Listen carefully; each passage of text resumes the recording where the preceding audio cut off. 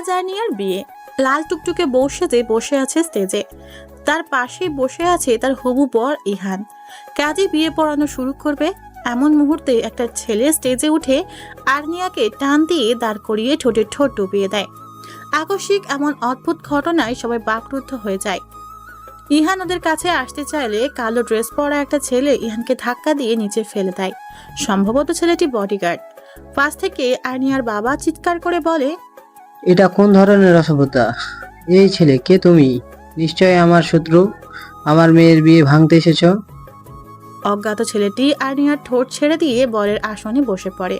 হাত দিয়ে নিজের ঠোঁট মুছতে মুছতে বলে, শ্বশুর মশাই, এই বয়সে এত হাইপার হওয়া ঠিক না। প্রেশার বেড়ে গেলে স্ট্রোক করবেন। আপনার মেয়ের বিয়ে তো হয়ে গেছে একবার। ইহান নিচ থেকে উঠে রেগে চিৎকার করে বলে, আর্নিয়ার বিয়ে হয়ে গেছে মানে কি? আমি তো আর্নিয়ার হব বর। আর্নিয়ার নামটা দ্বিতীয়বার উচ্চারণ করবি না। আরেকবার আর্নিয়ার নামটা উচ্চারণ করলে তোর মুখটা আর তোর সাথে থাকবে না কথা বলার জন্য। ইহান ছেলেটির কথা শুনে ভয়ে চুপসে যায়। এইদিকে ছেলেটার মুখ দেখে বিয়েবাড়ির উপস্থিত সবাই ভয়ে কাঁপাকাঁপি শুরু করে দিয়েছে। ছেলেটি আদনান আহমেদ স্পর্শক, যার নাম শুনলেই মানুষ ভয়ে কাঁপাকাঁপি শুরু করে দেয়। টপ 10 বিজনেসম্যানদের মাঝে একজন, তার উপর mafia king. Sparshia Ahmed hernia এবার অনার্স সেকেন্ড ইয়ারে পড়ে। বাবা মায়ের একমাত্র সন্তান। অনেকে দৌড়ে বেরিয়ে যাওয়ার চেষ্টা করতেই আরো 20 থেকে 25 জনের মতো লোক ঢুকে। সবাই কালো ড্রেস পরা আর হাতে রিভলভার দেখে সবাই ভয়ে স্থির হয়ে দাঁড়িয়ে যায়। আর্নিয়া এখনো ফ্রিজড হয়ে দাঁড়িয়ে আছে। এখানে কি হচ্ছে কিছুই তার বোধগম্য হচ্ছে না। সে এখনো একটা ঘোরের মাঝে আছে। স্পর্শক আর্নিয়ার হাত ধরে টেনে তার কোলে বসিয়ে দেয়। স্পর্শে আর্নিয়ার ঘোর কাটে। স্পর্শকের কাছ থেকে ছাড়া পাবার জন্য আর্নিয়া ছটপট করতে থাকে। আর্নিয়া যত বেশি ছটপট করছে, স্পর্শক তত শক্ত করে চেপে ধরছে আর্নিয়াকে নিজের সাথে। আর্নিয়া রেগে চিৎকার করে বলে, এই ছেলে, আপনার সাহস হয় কি করে আমাকে কিস করার?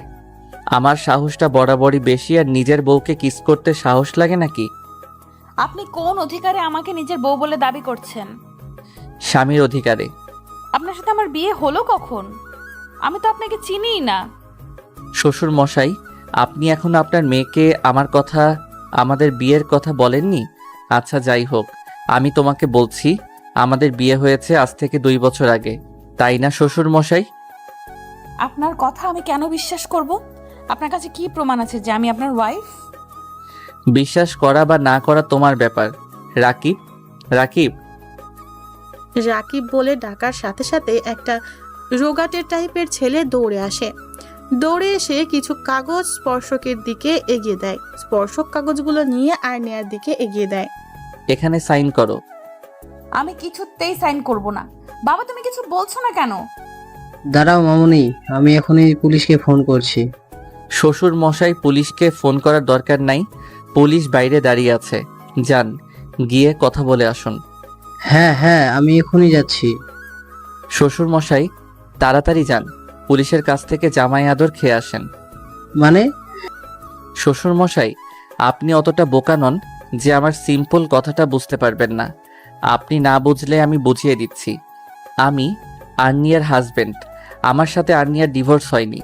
আমি জীবিত থাকতে আপনি আর্নিয়ার অন্য একটা ছেলের সাথে বিয়ে দিচ্ছেন, এটা নিশ্চয়ই ভালো কাজ না। আর্নিয়ার বাবা হাত দিয়ে কপালের ঘাম মুছে একবার স্পর্শকের দিকে তাকায়, আরেকবার গার্ডের দিকে তাকায়। শ্বশুর মশাই, ঘামছেন কেন? আপনার গরম লাগছে বুঝি? এই, তোদের আক্কেল বলতে কিছু নাই? আমার শ্বশুর মশাই গরমে কষ্ট করছেন, আর তোরা আহম্মকের মতো দাঁড়িয়ে আছিস। ওনার সেবা কর। যতই হোক, তোদের ম্যামকে এতদিন দেখে রেখেছে। একটা গার্ড চেয়ার নিয়ে এসে আর্নিয়ার বাবাকে টেনে চেয়ারে বসিয়ে দেয়। স্পর্শক কাজী সাহেবকে উদ্দেশ্য করে বলে, বিয়ে পড়ানো শুরু করুন।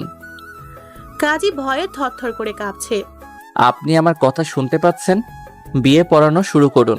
আমি আপনাকে বিয়ে করব না। কাজী বিয়ে পড়ানো শুরু করে। আপনি বিয়ে পড়ানো বন্ধ করুন। আপনি আমার কথা বুঝতে পারছেন না? আমি আপনাকে বিয়ে করব না। আমি স্পর্শক আর্নিয়ার ঠোঁটে আঙুল রেখে আর্নিয়াকে চুপ করিয়ে দেয়। হুশ, তোমার মুখে আমি অন্য কোনো ছেলের নাম শুনতে চাই না। আজকের পর থেকে আমার নাম ছাড়া আর কারো নাম তুমি নিবা না। আর তুই এখানে দাঁড়িয়ে আছিস কেন? যদি বেঁচে থাকতে চাস তাহলে তোর সব লোকজন নিয়ে এখনই কেটে পড়। ইহান তার লোকজন নিয়ে 1 মিনিটের মাঝে হাপিস হয়ে যায়।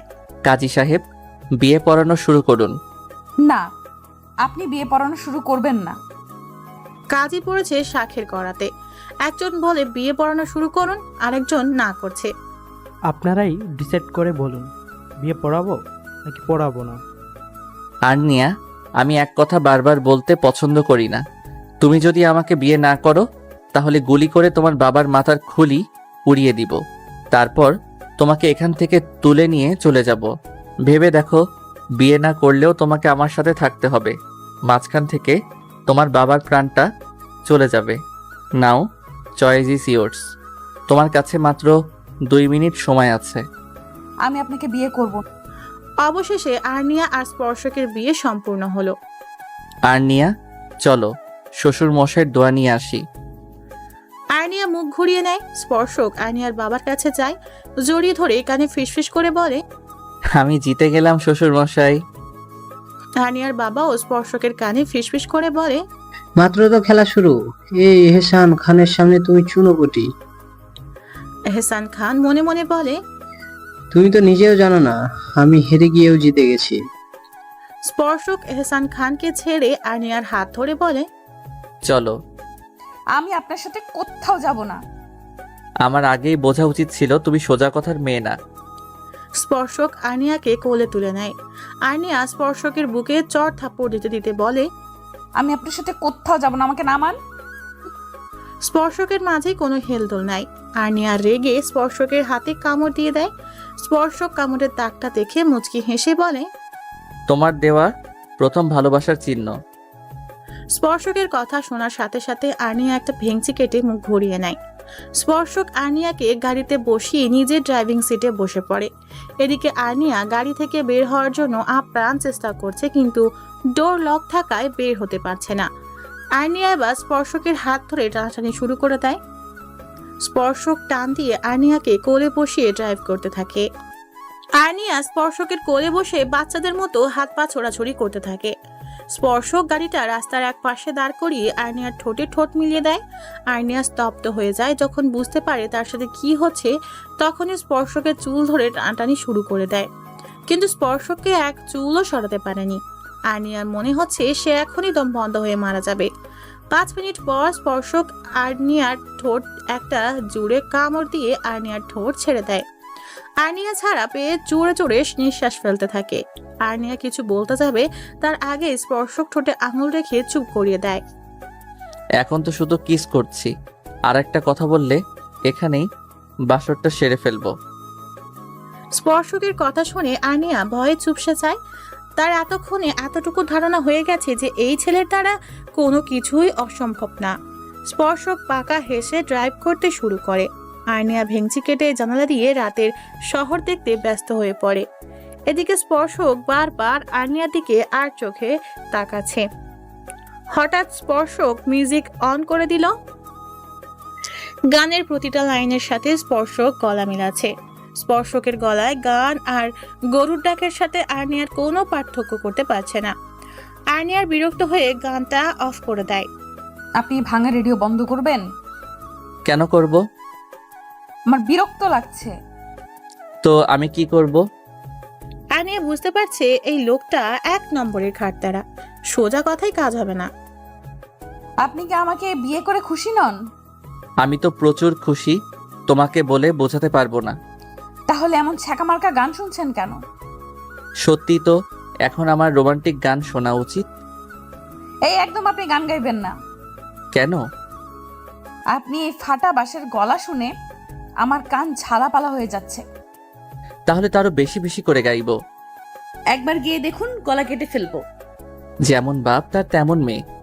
কিছু বললেন? না। আমার জানা মতে আপনার সাথে আমার 2 বছর আগে কোনো বিয়ে টিয়ে হয়নি। তাহলে আপনি মিথ্যা কেন বললেন?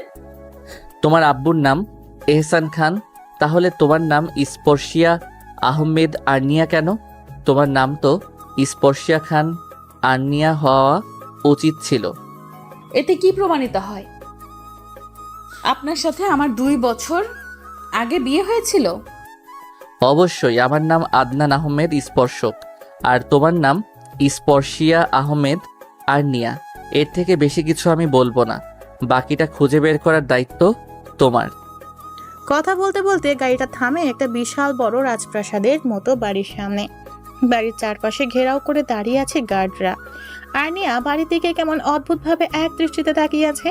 স্পর্শক আর্নিয়ার তাকিয়ে থাকার মানে বুঝতে পেরে আর্নিয়ার মনোসংযোগ নষ্ট করার জন্য বলে, কেউ একজন আমার বাড়ির দিকে যেভাবে নজর দিচ্ছে, মনে হয় আমার বাড়ি আজকে ঝড় উঠবে। আপনি বলতে চাইছেন আমার নজর খারাপ? হতেই পারে, না ভাবা এত রিস্ক নিয়ে লাভ নেই, আগে থেকে সাবধান হয়ে যাওয়া ভালো। ইউ আর্নিয়ার কথা সম্পূর্ণ না করতে দিয়ে স্পর্শক গাড়ি থেকে নেমে আর্নিয়াকেও নামায়। আর্নিয়াকে নিয়ে বাসার ভিতরে ঢুকে আর্নিয়া সোফায় ধপ করে বসে পড়ে। স্পর্শক আর্নিয়াকে কোলে তুলে নেয়, কোলে করে একটা রুমে নিয়ে যায়। রুমটা ফুল, ক্যান্ডেল আর লাভ শেফের বেলুন দিয়ে খুব সুন্দর করে সাজানো। স্পর্শক আর্নিয়াকে বেডে বসিয়ে দেয়। স্পর্শক আর্নিয়ার দিকে ঝুঁকে পড়তেই আর্নিয়া ভয়ে মাথা পিছিয়ে নেয়। তা দেখে স্পর্শক মুচকি হেসে সরে দাঁড়ায়। জোর করে তো বিয়ে করে নিলেন, এখন কি জোর করে স্বামীর অধিকারটা খাবেন? স্পর্শক বাঁকা হেসে বলে, দেখাতেই পারি, আফটার অল আমি তোমার হাজবেন্ড, তোমার উপর আমার সম্পূর্ণ অধিকার আছে। আপনাদের মতো ছেলেদের কাছ থেকে এর থেকে বেশি কিছু আশা করা যায় না। দাঁড়িয়ে আছেন কেন? আমি তো আপনার সামনেই বসে আছি, মিটিয়ে নিন আপনার। স্পর্শক আর্নিয়ার কথাটা সম্পূর্ণ করতে দেয় না। আজকে প্রথম দিন দেখে কিছু বললাম না, নেক্সট টাইম যেন তোমার মুখে এমন কথা না শুনি। আর হ্যাঁ, যতদিন না তুমি আমাকে নিজের স্বামী বলে মেনে নিচ্ছ, ততদিন পর্যন্ত আমি তোমাকে টাচ করব না। হঠাৎ কিছু ভাঙার শব্দ পেয়ে দুজনেই পিছনে ঘুরে তাকায়। দরজার কাছ থেকে একটা ছায়া সরে যায়। ফ্লোরে ফুলদানি ভাঙা অংশ পড়ে আছে, যা দেখে দুজনেরই মুখে রহস্যময় হাসি ফুটে ওঠে। যাও, ফ্রেশ হয়ে আসো। আমি ফ্রেশ হয়ে কি আপনার মতো খাম্বার শার্ট পরবো? পড়লে পড়তে পারো, আমার কিন্তু কোনো সমস্যা নাই। আর্নিয়া স্পর্শকের দিকে রাগী চোখে তাকায়। দেখে স্পর্শক আমতা আমতা করে বলে, খাবারে অনেক শাড়ি আছে, পরে নিও। স্পর্শক রুম থেকে বের হয়ে যেতেই আর্নিয়া কাউকে ফোন দেয়। তোমার কথা মতো কাজ হয়ে গেছে। আর হ্যাঁ, আমি কল না দিলে তুমি কখনো নিচ থেকে আমাকে কল দিবা না। কিছুক্ষণ পরে স্পর্শক আর্নিয়া রুমে খাবার নিয়ে এসে দেখে রুমে যাচ্ছে তাই অবস্থা। ফ্লোরে পড়ে আছে ভাঙা ফুলদানি, শোপিস, বেডশিট মাটিতে গড়াগড়ি খাচ্ছে। রুমের সাজানো সমস্ত ফুল আর বেলুন ফ্লোরে পড়ে আছে। আর্নিয়া রুমের এক কোণে গুটিসুটি মেরে বসে আছে। এলোমেলো চুল, অগোছালো শাড়ি, এক হাত টুপটুপ করে রক্ত পড়ছে। আর্নিয়া 2 হাত দিয়ে চুল মুঠো করে টানছে। স্পর্শক বুঝতে পারে আজকে ড্রাগস না নেওয়ার ফলে আর্নিয়ার এমন বিহেভ করছে। স্পর্শক ডয়ার থেকে ঘুমের ইনজেকশন বের করে আর্নিয়ার শরীরে পুশ করে দেয়। কিছুক্ষণের মাঝেই আর্নিয়া ঢলে পড়ে স্পর্শকের বুকে। স্পর্শক আর্নিয়াকে কোলে করে বেডে শুইয়ে দেয়। ফার্স্ট এড বক্স এনে আর্নিয়ার হাত ব্যান্ডেজ করে দেয়। স্পর্শকের চোখ থেকে ফোঁটা ফোঁটা অশ্রু গড়িয়ে পড়ছে। স্পর্শক আর্নিয়ার শরীর থেকে সমস্ত গহনা খুলে বেড সাইড টেবিলে রেখে দেয়। আর্নিয়ার হাতের ব্যান্ডেজের উপর স্পর্শক ভালোবাসার পরশ এঁকে দেয়। তোমার কি কোনোদিনও আমার কথা মনে পড়বে না? তুমি আমাকে চিনতে পারছো না? এই মনন যন্ত্রণা যে আমি আর সহ্য করতে পারছি না জান পাখি। তুমি তোমার স্পর্শ কি করে ভুলে গেলে? আর্নিয়ার গায়ে কম্বল টেনে দিয়ে স্পর্শক রুম থেকে বের হয়ে যায়। ছাদের রেলিং এর সাথে ঠেস দিয়ে দাঁড়িয়ে আছে স্পর্শক। স্পর্শকের 2 হাত থেকে রক্ত পড়ছে। স্পর্শকের দৃষ্টি ওই দূর আকাশের দিকে। কথা দিয়েছিলাম তোমার সব কষ্ট ভাগ করে নিব। এই কষ্ট তো ভাগ করে নিতে পারবো না, কিন্তু অনুভব করতে পারবো। তাই তো নিজেকে দ্বিগুণ কষ্ট দিলাম। যে কাউকেই ভালোবাসা যায়। ভালোবাসা অনেক পবিত্র একটি অনুভূতি। স্বার্থসিদ্ধির জন্য প্রেম করা উচিত নয়। প্রেম হচ্ছে পৃথিবীর মধুরতম সম্পর্ক, যেখানে থাকবে না কোনো চাওয়া পাওয়া, থাকবে না কোনো স্বার্থ, থাকবে শুধুই ভালোবাসা। রাত 2টা বাজে। স্পর্শক এখনো ছাদেই দাঁড়িয়ে আছে। 2 চোখের পাতায় ঘুম নেই। অনেক রাতই এভাবে নির্ঘুম কাটিয়েছে স্পর্শক। রাতের পর রাত জেগে প্রিয়তমার ছবি দেখা, ঘন্টার পর ঘন্টা প্রিয়তমার বাসার নিচে দাঁড়িয়েছিল একটা বার প্রিয়তমাকে দেখার জন্য। এসব ভেবেই একটা দীর্ঘশ্বাস ছাড়ে স্পর্শক। আলতো হাতে কেউ পিছন থেকে তার কোমর জড়িয়ে ধরে। সে জানে এই হাতের মালিক কে। এই স্পর্শ তার বহুদিনের চেনা। এই মেয়েটার নিঃশ্বাসের শব্দই তাকে মেয়েটার উপস্থিতি জানান দিতে পারে। কি ম্যাম, ঘুম ভাঙলো তাহলে? অভিনয় করতে করতে ক্লান্ত আমি। আর মাত্র কয়েকটা দিন অভিনয় করো, তারপরে আমি সব ঠিক করে দিব। আমাদের উপর যে ছেলেটা নজর রাখছিল সেই ছেলেটা কোথায়? স্টোর রুমে আটকে রেখে এসেছি। আমি তোমার উপর রেগে আছি। আমি আবার কি করলাম? আজকে আমাদের বিয়ে হয়েছে, তার মানে আজকে আমাদের বাসর রাত।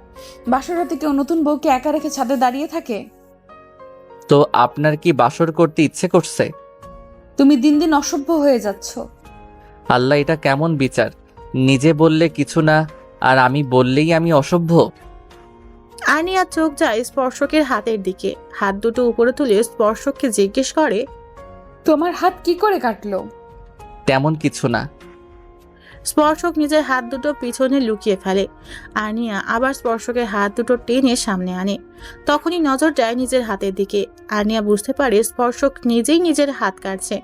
টপ টপ করে আনিয়ার চোখ থেকে পানি পড়ছে। আনিয়া স্পর্শকের হাত দুটোতে অজস্র চুমুতে ভরিয়ে দেয়।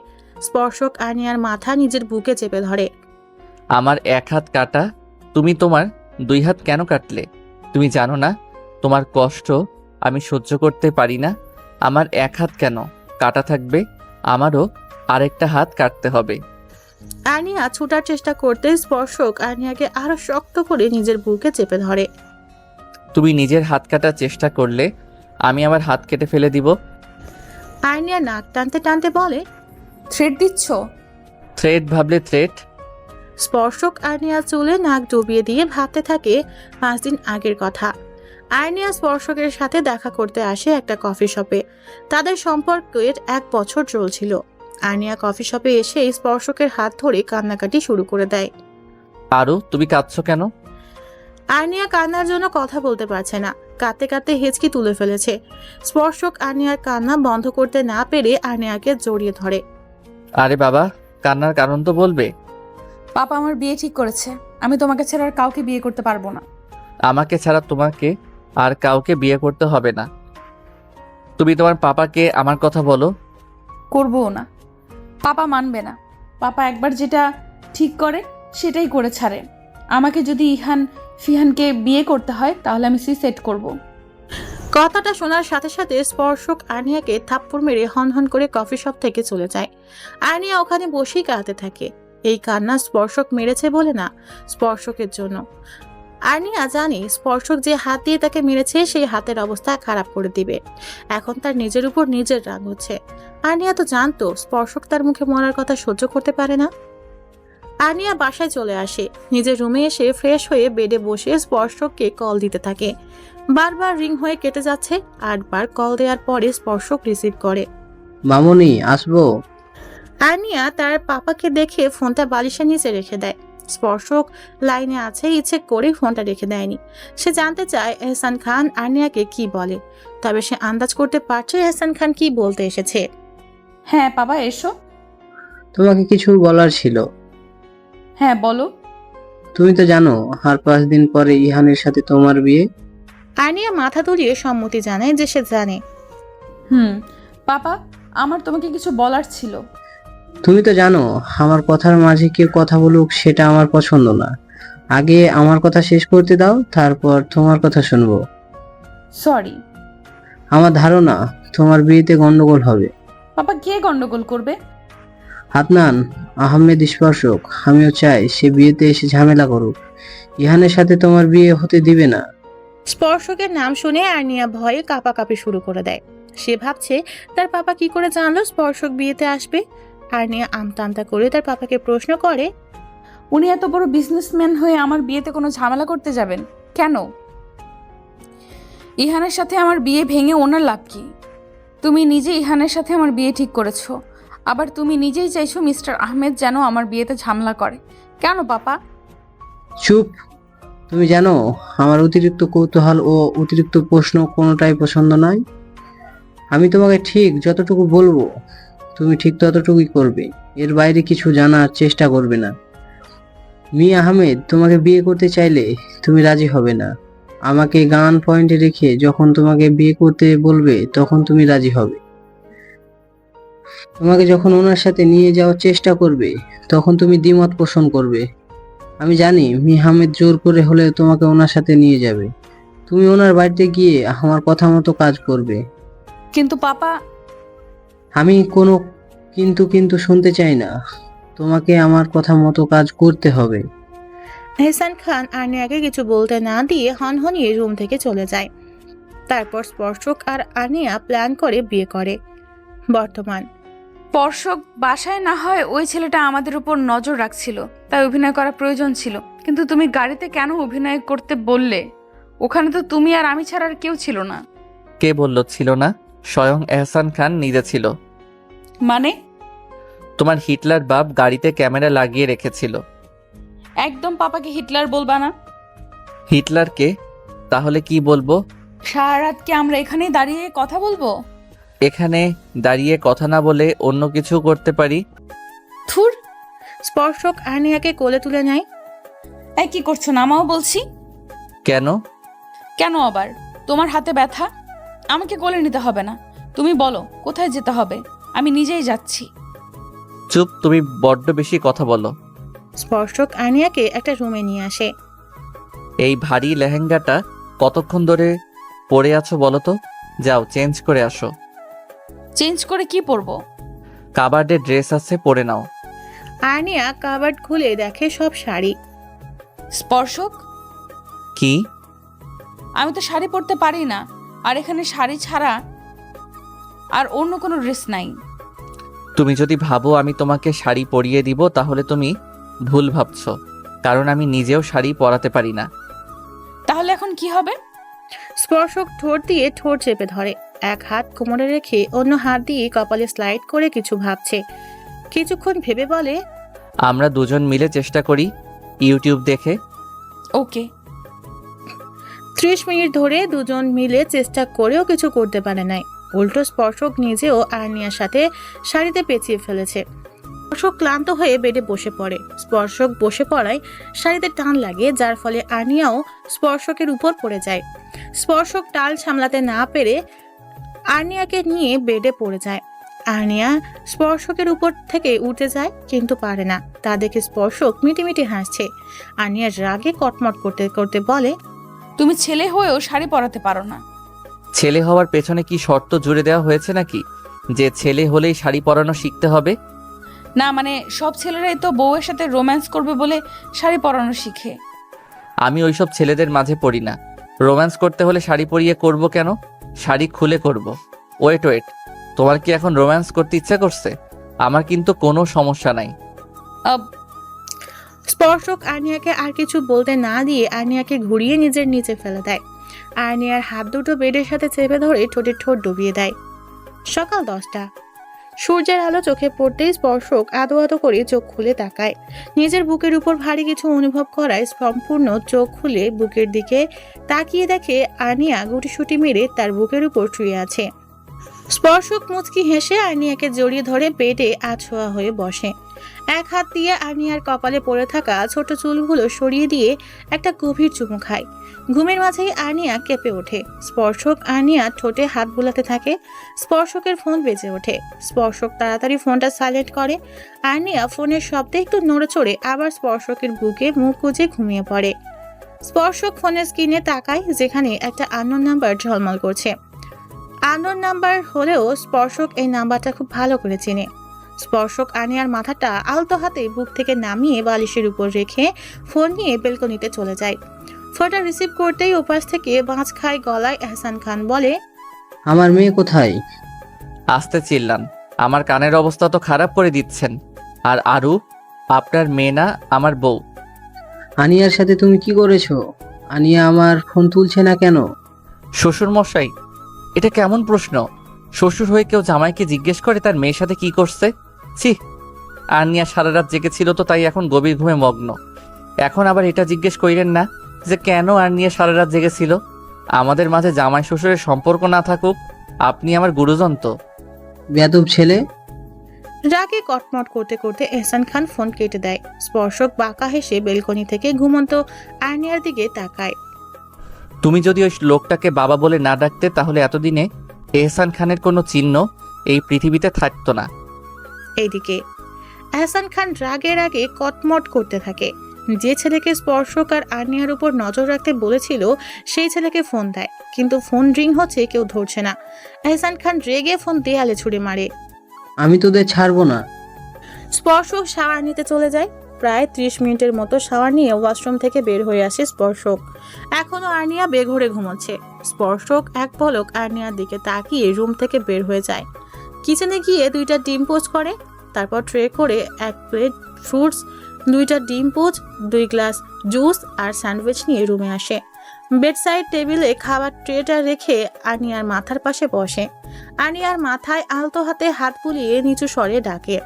আরু, আর্নিয়া একটু নড়ে চড়ে স্পর্শকের কোলে মাথা রেখে 2 হাতে কোমর জড়িয়ে পেটে মুখ গুজে দেয়। আর্নিয়ার কাছ থেকে আকস্মিক এমন ছোঁয়া পেয়ে স্পর্শক ফ্রিজড হয়ে যায়। নিজেকে সামলে নিয়ে আর্নিয়াকে আবার ডাকে। আরু, আরু, হুম। আরু, দেখো 11টা বেজে গেছে, এখন ঘুম থেকে উঠো। হুম। স্পর্শক আর্নিয়াকে কোলে করে নিয়ে বাথটবে ছেড়ে দেয়। ঠান্ডা পানির স্পর্শ পেয়ে আর্নিয়া লাফিয়ে ওঠে। এটা কি করলে? ঘুম থেকে তুললাম। এইভাবে কেউ ঘুম থেকে তুলে? একটু ভালোবেসে আদর করেও তো ঘুম থেকে তুলতে পারো। আদর করে অনেকক্ষণ ডেকেছি, কিন্তু তুমি শুনো নাই, তাই এই টেকনিক। আর্নিয়া একটা ভেঙচি কাটে। একেবারে শাওয়ার নিয়ে বের হবা। স্পর্শক রুম থেকে আর্নিয়ার ড্রেস দিয়ে যায়। আর্নিয়া শাওয়ার নিয়ে বের হলে দুজন একসাথে ব্রেকফাস্ট করে। ব্রেকফাস্ট শেষ করে আর্নিয়া বেলকনিতে চলে যায়। আর্নিয়ার পিছন পিছন স্পর্শকও বেলকনিতে আসে। বেলকনির সবকিছু আর্নিয়া ছুঁয়ে ছুঁয়ে দেখছে। বেলকনিতে 4 রঙের 4টে গোলাপ ফুল গাছ লাগানো, একটা বেবি ফুল গাছ লাগানো। বেলকনির একপাশে একটা দোলনা আছে। দোলনাটা প্লাস্টিকের লতা পাতা ফুল দিয়ে সুন্দর করে ডেকোরেশন করা। অপর পাশে সোফা রাখা। আর্নিয়া দৌড়ে গিয়ে দোলনায় বসে পড়ে। স্পর্শকও আর্নিয়ার পাশে বসে পড়ে। স্পর্শক বসতেই আর্নিয়া দাঁড়িয়ে পড়ে। কি হলো? আর্নিয়া কিছু না বলে দৌড়ে রুমে চলে যায়। কিছুক্ষণ পরে হাতে গিটার নিয়ে এসে স্পর্শকের কোলে বসে পড়ে। আর্নিয়ার হাতে গিটার দেখে স্পর্শক অবাক হয়ে যায়। তুমি গিটার কোথায় পেলে? স্টোর রুমে। স্টোর রুমে কেন গিয়েছিলে? স্পর্শক ধমক দেওয়ায় আর্নিয়া কাঁদো কাঁদো গলায় বলে, তুমি আমাকে বকা দিলে থাকবো না আমি তোমার কাছে। আজকে পাপার কাছে চলে যাব। এই বাড়ির বাইরে 1 পা দিয়ে দেখো, পা ভেঙে ঘরে বসিয়ে রাখবো। আর্নিয়া স্পর্শকের কোল থেকে উঠতে গেলে স্পর্শক 2 হাতে আর্নিয়ার কোমর জড়িয়ে ধরে। আর্নিয়া কোল থেকে নামার জন্য ছটপট করতে থাকে। আরেকবার নড়াচড়া করলে থাপড়াইয়া দাঁত ফালাইয়া দিব। কি হয়েছে, কাঁদছো কেন? তুমি আমাকে থাপ্পড় মারবে? বুঝছি, এখন আর আমাকে ভালো লাগে না। আমি তো পুরনো হয়ে গেছি। নতুন কাউকে পেয়ে গেছো, এই জন্য এখন আর আমাকে ভালো লাগে না। শুরু হয়ে গেছে বাংলা সিরিয়ালের ড্রামা। আচ্ছা সরি বাবু, আর বলবো না। এখন আর কান্না করো না। একসেপ্ট হবে না। কি করতে হবে? গান গাইতে হবে। ইম্পসিবল। তোমাকে গান গাইতেই হবে। তুমি যদি গান না গাও তাহলে আমি পাপার কাছে চলে যাব। তুমি তো ভালো করেই জানো আমি কতটা জেদি। একবার যেটা ঠিক করি সেটা করেই ছাড়ি। বোঝার চেষ্টা করো, আমি গান পারি না। সাফাত ভাইয়া বলছে তুমি অনেক সুন্দর গান পারো। আমি 1 থেকে 3 পর্যন্ত গুনবো। তুমি যদি গান না গাও আমি এখান থেকে ঝাঁপ দিব। 1 2 আর্নিয়ার চোখের সামনে আবছা আবছা কিছু দৃশ্য ভেসে ওঠে। আর্নিয়া 2 হাত দিয়ে মাথা চেপে ধরে তীব্র যন্ত্রণায় তার মাথা ফেটে যাচ্ছে। হঠাৎ সেন্সলেস হয়ে পড়ে যায় ফ্লোরে। কিছু পড়ার শব্দ শুনে স্পর্শক পিছনে ফিরে তাকায়। পিছন তাকিয়ে দেখে আর্নিয়া ফ্লোরে পড়ে আছে। এটা দেখে স্পর্শকের দুনিয়া থমকে যায়। স্পর্শক হাঁটু গেড়ে ফ্লোরে বসে পড়ে। আর্নিয়ার মাথাটা নিজের কোলে তুলে নেয়। গালে হালকা চাপড় দিতে দিতে বলে, আরু, এই আরু চোখ খুলো। আরু, আরু। স্পর্শক আর্নিয়াকে কোলে তুলে বেডে এনে শুয়ে দেয়। গ্লাস থেকে পানি নিয়ে চোখে মুখে ছিটিয়ে দেয়। তবু আর্নিয়া সেন্স আসে না। স্পর্শক ডক্টরকে ফোন দেয়। কিছুক্ষণের মাঝে ডক্টর চলে আসে। ডক্টর, আমার আরু ঠিক হয়ে যাবে তো? মিস্টার আহমেদ, আমাকে দেখতে তো দিবেন। ডক্টর আর্নিয়াকে দেখে স্পর্শককে উদ্দেশ্য করে বলে, মিস্টার আহমেদ, চিন্তার কোনো কারণ নেই। মিসেস আহমেদের সব কিছুই নর্মাল আছে। অতিরিক্ত স্ট্রেস নিতে না ফিরেই উনি সেন্সলেস হয়ে গেছেন। আমি একটা ইঞ্জেকশন দিয়ে গেলাম, কয়েক ঘন্টার মাঝেই ওনার জ্ঞান ফিরে আসবে। আজকে তাহলে আসি আমি, Mr Ahmed. Thank you doctor. Doctor চলে যায়। স্পর্শক আর্নিয়ার হাত ধরে ফ্লোরে বসে পড়ে। ভালো করে খেয়াল করে দেখে আর্নিয়ার কপালের কাছে অনেকটা ফুলে গেছে। তখন ফ্লোরে পড়ে যাওয়ায় আর্নিয়ার কপালে ব্যথা পেয়েছিল। স্পর্শক আর্নিয়ার কপালে মলম লাগিয়ে দেয়। আমার জন্যই সবকিছু হলো। আমার জন্য তুমি ব্যথা পেলে। আমি গান না গাইলে এমন কিছু হতো না। আমি এবার কি করতাম? তুমি জেদ করলে তাই গান গাইতে হলো। না গাইলে তুমি সত্যি সত্যি ওই এহসান খানের কাছে চলে যেতে। আমি চেয়েও তোমাকে আটকাতে পারতাম না। ওই বাড়িতে গেলে তোমার লাইফ রিস্ক হয়ে যেত, কারণ এহসান খান তোমাকে ব্যবহার করে আমার ক্ষতি করার চেষ্টা করত। স্পর্শক আর্নিয়ার শরীরে কম্বল টেনে দিয়ে চলে যায়। স্পর্শক রুম থেকে বের হয়ে কাউকে একটা ফোন দেয়। এহসান খানের সমস্ত কালো ব্যবসার ইনফরমেশন আমার চাই আজকের মাঝেই। Got it? Yes sir. স্পর্শক ড্রয়িং রুমের সোফায় বসে ল্যাপটপে অফিসের কাজ করছিল। তখন উপর থেকে জিনিস ভাঙার শব্দ শুনে দৌড়ে উপরে যায়। শব্দটা আর্নিয়ার রুম থেকেই আসছে। স্পর্শক দৌড়ে আর্নিয়ার রুমে যায়। আর্নিয়া পাগলের মতো বিহেভ করছে, ভাঙচুর করছে। স্পর্শক তাকিয়ে দেখে রুমের অবস্থা করুণ। আর্নিয়া একবার নিজের মাথার চুল ধরে টানছে তো আরেকবার রুমের জিনিসপত্র ভাঙছে। আর্নিয়া নিজের শরীরে নিজেই খামচে দিচ্ছে। হোয়াট হ্যাপেন্ড আরু? নিজেকে পাগল পাগল মনে হচ্ছে। তীব্র যন্ত্রণায় মাথা ফেটে যাচ্ছে। স্পর্শক, আমি কি করব? আমার এমন কেন হচ্ছে? মনে হচ্ছে আমি মরে গেলে এই তীব্র যন্ত্রণা মুক্তি পেয়ে যাব। স্পর্শক আর্নিয়াকে জড়িয়ে ধরে। চুপ করো, এসব কথা একদম বলবে না। স্পর্শক, আমি এই যন্ত্রণা সহ্য করতে পারছি না। আমি এই যন্ত্রণা থেকে মুক্তি চাই। আর্নিয়া স্পর্শকের হাতে খামচে ধরে। আর্নিয়ার হাতের নখ বড় বড় হওয়ায় স্পর্শকের হাতে নখ ঢুকে যায়। হাত থেকে রক্ত বের হচ্ছে, হাতে তীব্র জ্বালা হচ্ছে, কিন্তু স্পর্শক আর্নিয়াকে আটকাচ্ছে না। যদি স্পর্শককে আঘাত করে আর্নিয়া একটু শান্তি পায়, আর্নিয়া স্পর্শককে ছেড়ে দিয়ে আবার পাগলের মতো বিহেভ করতে শুরু করে। স্পর্শক আর আর্নিয়ার কষ্ট সহ্য করতে পারছে না। স্পর্শক আর্নিয়ার শরীরে একটা ইঞ্জেকশন পুশ করে দেয়। অল্প কিছুক্ষণের মাঝেই আর্নিয়া স্পর্শকের বুকে ঢলে পড়ে। স্পর্শক আর্নিয়াকে বেডে শুইয়ে দিয়ে রুম থেকে বের হয়ে যায়। স্পর্শক ছাদে দাঁড়িয়ে অন্যমনস্ক হয়ে আকাশের দিকে তাকিয়ে আছে। বিকেলবেলা হওয়ায় সূর্যের আলোর প্রকোপ নেই, তাই আকাশের দিকে তাকিয়ে থাকতে অসুবিধা হচ্ছে না। সূর্যের আলো থাকলে আকাশের দিকে তাকিয়ে থাকলে এতক্ষণে চোখ জ্বালা শুরু হয়ে যেত। স্পর্শক অন্যমনস্ক হয়ে না থাকলে হয়তো খেয়াল করত কেউ তার দিকে এক দৃষ্টিতে তাকিয়ে আছে। বাসার নিচে দাঁড়িয়ে অনেকক্ষণ ধরে স্পর্শককে দেখে চলেছে তিথি। তিথি স্পর্শকের ভার্সিটি ফ্রেন্ড। স্পর্শক ফার্স্ট ইয়ারে যখন প্রথম ভর্তি হয় তখন অ্যাক্সিডেন্টলি তিথির সাথে দেখা হয়। প্রথম দেখায় স্পর্শককে ভালো লেগে যায় তিথির।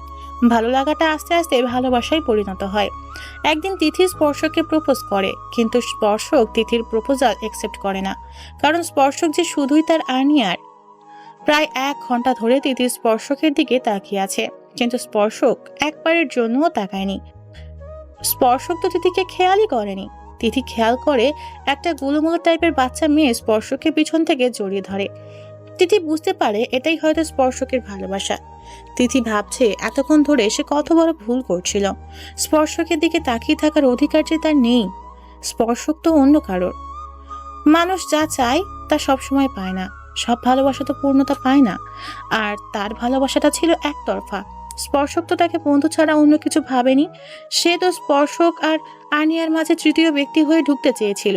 এসব ভেবেই একটা দীর্ঘশ্বাস ছাড়ে তিথি। আবার নিজের গন্তব্যের দিকে অগ্রসর হয়। স্পর্শক, আমার সাথে এমন কেন হয়? এখানে আসার আগেও এমন বিহেভ করতে?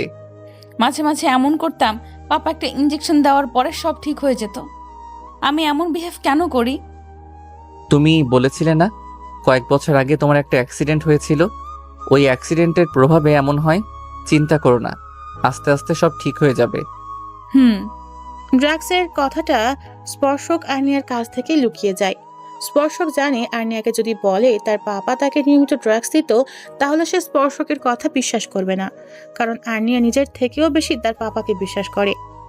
আচ্ছা আরু, তুমি যদি কখনো জানতে পারো আমি তোমার কাছ থেকে কিছু লুকাচ্ছি বা তোমার কাছ থেকে কিছু গোপন করেছি, তাহলে তুমি কি আমাকে ভুল বুঝে দূরে সরে যাবে?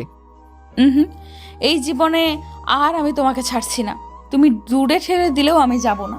তুমি যদি আমার কাছ থেকে গোপন করে থাকো তাহলেও আমি তোমাকে ছেড়ে যাব না। তুমি যদি আমাদের ভালোর জন্য গোপন করে থাকো তাহলে ক্ষমা করে দিব, আর যদি অন্য কোনো কারণে গোপন করে থাকো তাহলে তোমাকে শাস্তি পেতে হবে। তুমি যদি কোনো দিন আমি ব্যতীত কোনো নারীর সংস্পর্শে আসো তাহলে সেদিনই হবে আমার জীবনের শেষ দিন। স্পর্শক আর্নিয়ার মাথাটা নিজের বুকের সাথে চেপে ধরে। আমি কেন অন্য কোনো মেয়ের কাছে যাব? আমি তো জানি আমার একটা পাগলি আছে যে আমাকে নিজের থেকেও বেশি ভালোবাসে। আমি জানি আমার এই তুমিটা আমাকে পাগলের মতো ভালোবাসে। আমার যেটা পছন্দ নয় সেটা সে কখনোই করবে না। সন্ধ্যা হয়ে গেছে, নিচে চলো। দুজন নিচে নেমে আসে। স্পর্শক ড্রয়িং রুমের সোফায় বসে ল্যাপটপে অফিসের কাজ করছে। আর্নিয়া স্পর্শকের কাঁধে মাথা রেখে মুভি দেখছে। হঠাৎ কলিং বেল বেজে ওঠায় দুজনের মনঃসংযোগ নষ্ট হয়। দরজার পাশে দাঁড়ানোর ব্যক্তিটির উপর দুজনেই চরম বিরক্ত। দুজনেরই ইচ্ছে করছে উষ্ঠা দিয়ে ওই ব্যক্তিটিকে উগান্ডা পাঠিয়ে দিতে। দুজন দুজনের মুখ চাওয়াচাওয়ি করছে। এই মুহূর্তে কেউ নিজের অবস্থান থেকে উঠতে চাইছে না। ওদিকে কলিং বেলের শব্দ তীব্র থেকে তীব্র হচ্ছে। ওই পাশের ব্যক্তিটা যেন 1 মিনিট অপেক্ষা করতে পারছে না। আর্নিয়া স্পর্শককে উদ্দেশ্য করে বলে, কে এসেছে বলো তো? আমি কি করে জানবো? তোমার বাসা তুমি জানবে না তো কে পাশের বাসার সখিনা জানবে? এই সকিনাটা আবার কে? আরে ম্যাম, আমাদের বাসার আশেপাশে কোনো বাসা নেই, তাই কোনো সকিনা ফকিনা থাকার চান্স নাই। এত লেকচার না দিয়ে দরজা খুলে দেখো কে এসেছে। আমি পারবো না, তুমি যাও। আমিও পারবো না। স্পর্শক করুণভাবে বলে, প্লিজ জানেমান, তুমি যাও না। যদি ওই পাশের ব্যক্তিটা কোনো মেয়ে হয় তাহলে দেখবা আমাকে ফট করে জড়িয়ে ধরবে। তুমি কি চাও আমাকে অন্য কেউ জড়িয়ে ধরুক? একদমই না। স্পর্শকের প্ল্যান কাজে দিয়েছে। আর্নিয়া উঠে গিয়ে দরজা খুলে দেয়। আর্নিয়া দরজা খুলে দেখতে পায় একটা মাত্রাতিরিক্ত ফর্সা মেয়ে দাঁড়িয়ে আছে। মেয়েটার মাঝে কোনো খুঁত নেই যে কেউ প্রথম দেখাতে প্রেমে পড়ে যাবে। এই মুহূর্তে আর্নিয়াও মেয়েটাকে দেখে একটা বড় সড়ো ক্রাশ খাইছে। পর মুহূর্তে এটা ভেবেই তার ব্রু কুচকে আসে, এই মেয়েটা এখানে কি করছে? এতক্ষণ লাগে দরজা খুলতে? মেয়েটা এভাবে কথা বলায় আর্নিয়া রেগে যায়। এখন পর্যন্ত কেউ তার সাথে উচ্চ স্বরে কথা বলেনি, আর এই মেয়ে তাকে ধমক দিচ্ছে। আর্নিয়া রেগে কিছু বলতে যাবে তার আগে মেয়েটি তাকে পাশ কাটিয়ে চলে যায়। এটা দেখে আর্নিয়া আরও রেগে যায়। মেয়েটি স্পর্শকের কাছে যায়। আর্নিয়া স্পর্শক আর মেয়েটির উপর তীক্ষ্ণ দৃষ্টি নিক্ষেপ করে। মেয়েটি স্পর্শককে জড়িয়ে ধরতে গেলে ফট করে স্পর্শক সরে যায়। আমি এসেছি তা দেখে তুই খুশি হসনি? তুই আমার বাসায় আমার কাছে এসেছিস আর আমি খুশি হইনি, এমন কোনোদিন হয়েছে অনু? অনু নামটি শুনে আর্নিয়া বুঝতে পারে এটা স্পর্শকের ফুফাতো বোন। স্পর্শক তাকে একদিন বলেছিল এই পৃথিবীতে তার 3 জন ব্যক্তিই আপন আছে, তার ফুফু, ফুফাতো বোন অনু আর সে মানে আর্নিয়া। তাহলে এভাবে সরে গেলি কেন? তুই তো জানিস আমার এসব ভালো লাগে না। বাই দ্য ওয়ে, তুই কিন্তু আগের থেকে অনেক বেশি সুন্দর হয়ে গেছিস। স্পর্শকের শেষের কথাটা শুনে আর্নিয়া ভীষণ খেপে যায়। অনু একটু লজ্জা পাওয়ার ভঙ্গিতে বলে, যা কি যে বলিস। আয় তোর সাথে একজনের পরিচয় করিয়ে দেই। স্পর্শক আর্নিয়ার কাছে গিয়ে আর্নিয়ার কোমর জড়িয়ে ধরে বলে, meet my wife Mrs Sparshia Ahmed Arnia. এটাই তোর আরো, যাকে তুই স্পর্শক অনুর দিকে চোখ রাঙিয়ে তাকায়, যা দেখে অনু ভয়ে চুপসে যায়। আর আরু, ও হচ্ছে আমার ফুফাতো বোন অরুণিমা রহমান অনু। কেমন আছেন আপু? আলহামদুলিল্লাহ ভালো। তা তুমি কেমন আছো? আলহামদুলিল্লাহ ভালো। তোমাকে দেখে তো মনে হচ্ছে না যে তুমি ভালো আছো। কেন আপু? ঘাড়ের কাছে ল্যাব বাইট দেখিয়ে বলে, স্পর্শক তো তোমার অবস্থা একদিনই তেনা তেনা বানিয়ে দিয়েছে। কথাটা বলেই অনু মিটমিটে হাসতে থাকে। আর্নিয়া লজ্জায় মাথা নিচু করে ফেলে। স্পর্শক মাথা চুলকিয়ে মুচকি হাসে। অনু আর স্পর্শক ছাদে দাঁড়িয়ে কথা বলছে। খুব তাড়াতাড়ি ডিভোর্সের ব্যবস্থা হয়ে যাবে, আর তাড়াতাড়ি ডিভোর্সও হয়ে যাবে। আমি চাই যত দ্রুত সম্ভব ডিভোর্সটা হয়ে যাক। এইভাবে তো আর জীবন চলে না। আর্নিয়া সুস্থ হয়ে যাবার পরপরই আমি ডিভোর্সের ব্যবস্থা করব। হঠাৎই অনু স্পর্শকের হাত চেপে ধরে বলে, ওকে ডিভোর্স দিবে? আমি এমন লুকোচুরি খেলা আর খেলতে পারছি না। দিবে না কেন? যদি দিতে না চাই আমি জোর করে হলেও ডিভোর্স করিয়ে ছাড়বো। আর্নিয়া ওদের কথা শুনে ছাদের দরজার সামনে থমকে দাঁড়িয়ে যায়। চোখ থেকে টপ টপ করে অশ্রু গড়িয়ে পড়ছে। স্পর্শককে ডিভোর্স দিয়ে দিবে? আর্নিয়া আর ওইখানে দাঁড়ায় না, দৌড়ে নিজের রুমে চলে যায়। আর্নিয়া বিছানায় উবু হয়ে শুয়ে বালিশে মুখ গুজে কাঁদছে। আর্নিয়া কাঁদতে কাঁদতে হেঁচকি তুলে ফেলেছে। হঠাৎ করেই আর্নিয়ার মাথায় যন্ত্রণা শুরু হয়ে যায়। যন্ত্রণা তীব্র থেকে তীব্র হতে থাকে। ডক্টর বলেছিল কান্নাকাটি আর্নিয়ার ব্রেনের জন্য ক্ষতিকর। আর্নিয়া মাথা চেপে ধরে উঠে বসে ড্রয়ার হাতড়ে নিজের কাঙ্ক্ষিত ঔষধ পেয়ে যায়। ওই ওষুধটার সাথে একটা হাই পাওয়ারই ও ঘুমের ওষুধ খায়। আর্নিয়া বেডে শুয়ে পড়ে, সাথে সাথে ঘুমের কোলে ঢলে পড়ে। 12টার দিকে স্পর্শক রুমে আসে। এসে দেখে আর্নিয়া এলোমেলোভাবে বেডে শুয়ে আছে। স্পর্শক আর্নিয়ার কাছে যায়। আর্নিয়া চোখের কোণে পানি চিকচিক করছে। স্পর্শক নিজের মনে মনে চিন্তা করে, আর্নিয়া কান্না করছিল, কিন্তু কেন? আমার কোনো ব্যবহারে আর্নিয়া কষ্ট পেয়েছে, কিন্তু আর্নিয়াকে তো আমি বকাবকি করি নাই। স্পর্শক ভালো করে খেয়াল করে দেখে বেডসাইড টেবিলের ড্রয়ার খোলা। সে এগিয়ে গিয়ে ড্রয়ারে হাত দিয়ে দেখে ওষুধের পাতা খালি। স্পর্শক বুঝতে পারে আর্নিয়ার আবার মাথা যন্ত্রণা করছিল। স্পর্শক আর্নিয়াকে ভালোভাবে শুইয়ে দিয়ে গায়ে কম্বল টেনে দেয়। আর্নিয়ার কপালে একটা গভীর চুমু খায়। তারপর কতগুলো ফাইল আর ল্যাপটপ নিয়ে রুম থেকে বের হয়ে যায়। যাওয়ার আগে রুমের লাইটটা অফ করে যায়। রুমে বসে কাজ করলে যদি আর্নিয়ার ঘুমের ডিস্টার্ব হয়, তাই ড্রয়িং রুমে চলে যায় স্পর্শক। খুব সকালে ঘুম ভেঙে যায় আর্নিয়ার। পাশে হাত দিয়ে দেখে স্পর্শক নাই। আর্নিয়া বেড থেকে নেমে এলোমেলো পায়ে ড্রয়িং রুমে যায়। ড্রয়িং রুমের সোফায় জড়সড় হয়ে শুয়ে আছে স্পর্শক।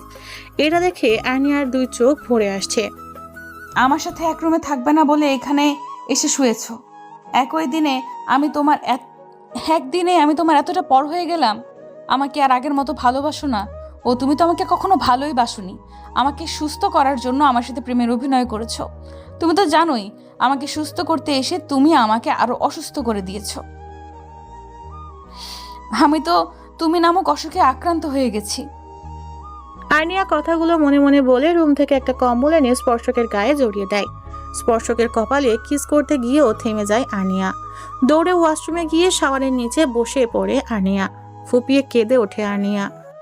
কেন স্পর্শক, কেন আমার অনুভূতি নিয়ে খেললে? আমি তো তোমার কাছে ভালোবাসার দাবি নিয়ে যাইনি, তুমি এসেছিলে। ফিরিয়ে দিলেও বারবার ভালোবাসার দাবি নিয়ে আসতে।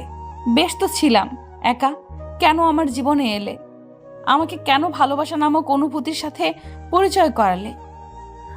আর্নিয়া হো হো করে কেঁদে দেয়, ডুব দেয় অতীতে। প্রথম যেদিন স্পর্শকের সাথে দেখা হয়েছিল। আর্নিয়া প্রথম দিন কলেজ যাচ্ছে। তার বাসা থেকে কলেজ যেতে সময় লাগে 30 মিনিট। তার কাছে সময়ও ছিল 30 মিনিট, তাই সে তাড়াতাড়ি ড্রাইভ করতে থাকে। সে কোনোভাবেই প্রথম দিন লেট করতে চায় না। রাস্তায় তার গাড়ি নষ্ট হয়ে যায়। আর্নিয়া গাড়ি থেকে নেমে রাস্তার পাশে দাঁড়ায় রিক্সার জন্য, কিন্তু কোনো রিক্সার নামগন্ধও নেই। তাই আর্নিয়া সিদ্ধান্ত নেয় সে হেঁটেই কলেজে যাবে। এখান থেকে কলেজ বেশি দূরে না, হেঁটে গেলে 8 মিনিট সময় লাগে। আনমনে হাঁটতে হাঁটতে কখন যে সে ফুটপাত থেকে রাস্তায় চলে এসেছে সেদিকে তার কোনো খেয়াল নেই। হঠাৎ করে একটা গাড়ি এসে তাকে পিছন থেকে ধাক্কা দিয়ে ফেলে দেয়। গাড়িটা আসতে আসায় এত বেশি ব্যথা পায়নি। হাতে পায়ে সামান্য ছিলে গেছে আর পা মুচকে গেছে। আর্নিয়া পায়ে হাত দিয়ে রাস্তায় বসে পড়ে। তখন গাড়ি থেকে নেমে আসে একজন সুদর্শন পুরুষ। উচ্চতা 6 ফুটের উপরে, গায়ের রং উজ্জ্বল শ্যামলা, ডার্ক রেড ঠোঁট, চোখের মণিগুলো কুচকুচে কালো, একটু বেশি কালো। নাকের ডগায় একটা কালো কুচকুচে তিল। তিলটা যেন ছেলেটার সৌন্দর্য বহু গুণ বাড়িয়ে দিয়েছে। আর্নিয়া ব্যথা ভুলে ছেলেটার দিকে হা করে তাকিয়ে আছে। ছেলেটার ফর্মাল লুক দেখে আর্নিয়া ক্রাশ খায়। ছেলেটি এসে আর্নিয়ার সামনে হাঁটু মুড়ে বসে। মিস, আপনি কি ব্যথা পেয়েছেন? ব্যথার কথা শুনতেই আর্নিয়ার মনে পড়ে সে অ্যাক্সিডেন্ট করেছে আর ব্যথাও পেয়েছে। ছেলেটাকে দেখে তার সব অনুভূতি কাজ করা বন্ধ করে দিয়েছিল। এবার আর্নিয়া চিৎকার করে কান্না শুরু করে দেয়। আর্নিয়া এভাবে কেঁদে দেবে ছেলেটা আশা করেনি।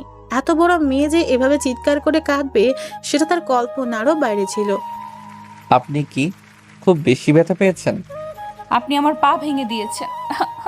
আমি এখন হাঁটবো কি করে? ছেলেটি বুঝতে পারে আর্নিয়ার পা মচকে গেছে।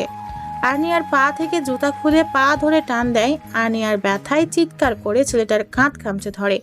ছেলেটি খেয়াল করে দেখে আর্নিয়ার হাতও ছিলে গেছে, তাই সে আর্নিয়াকে কোলে তুলে নেয়।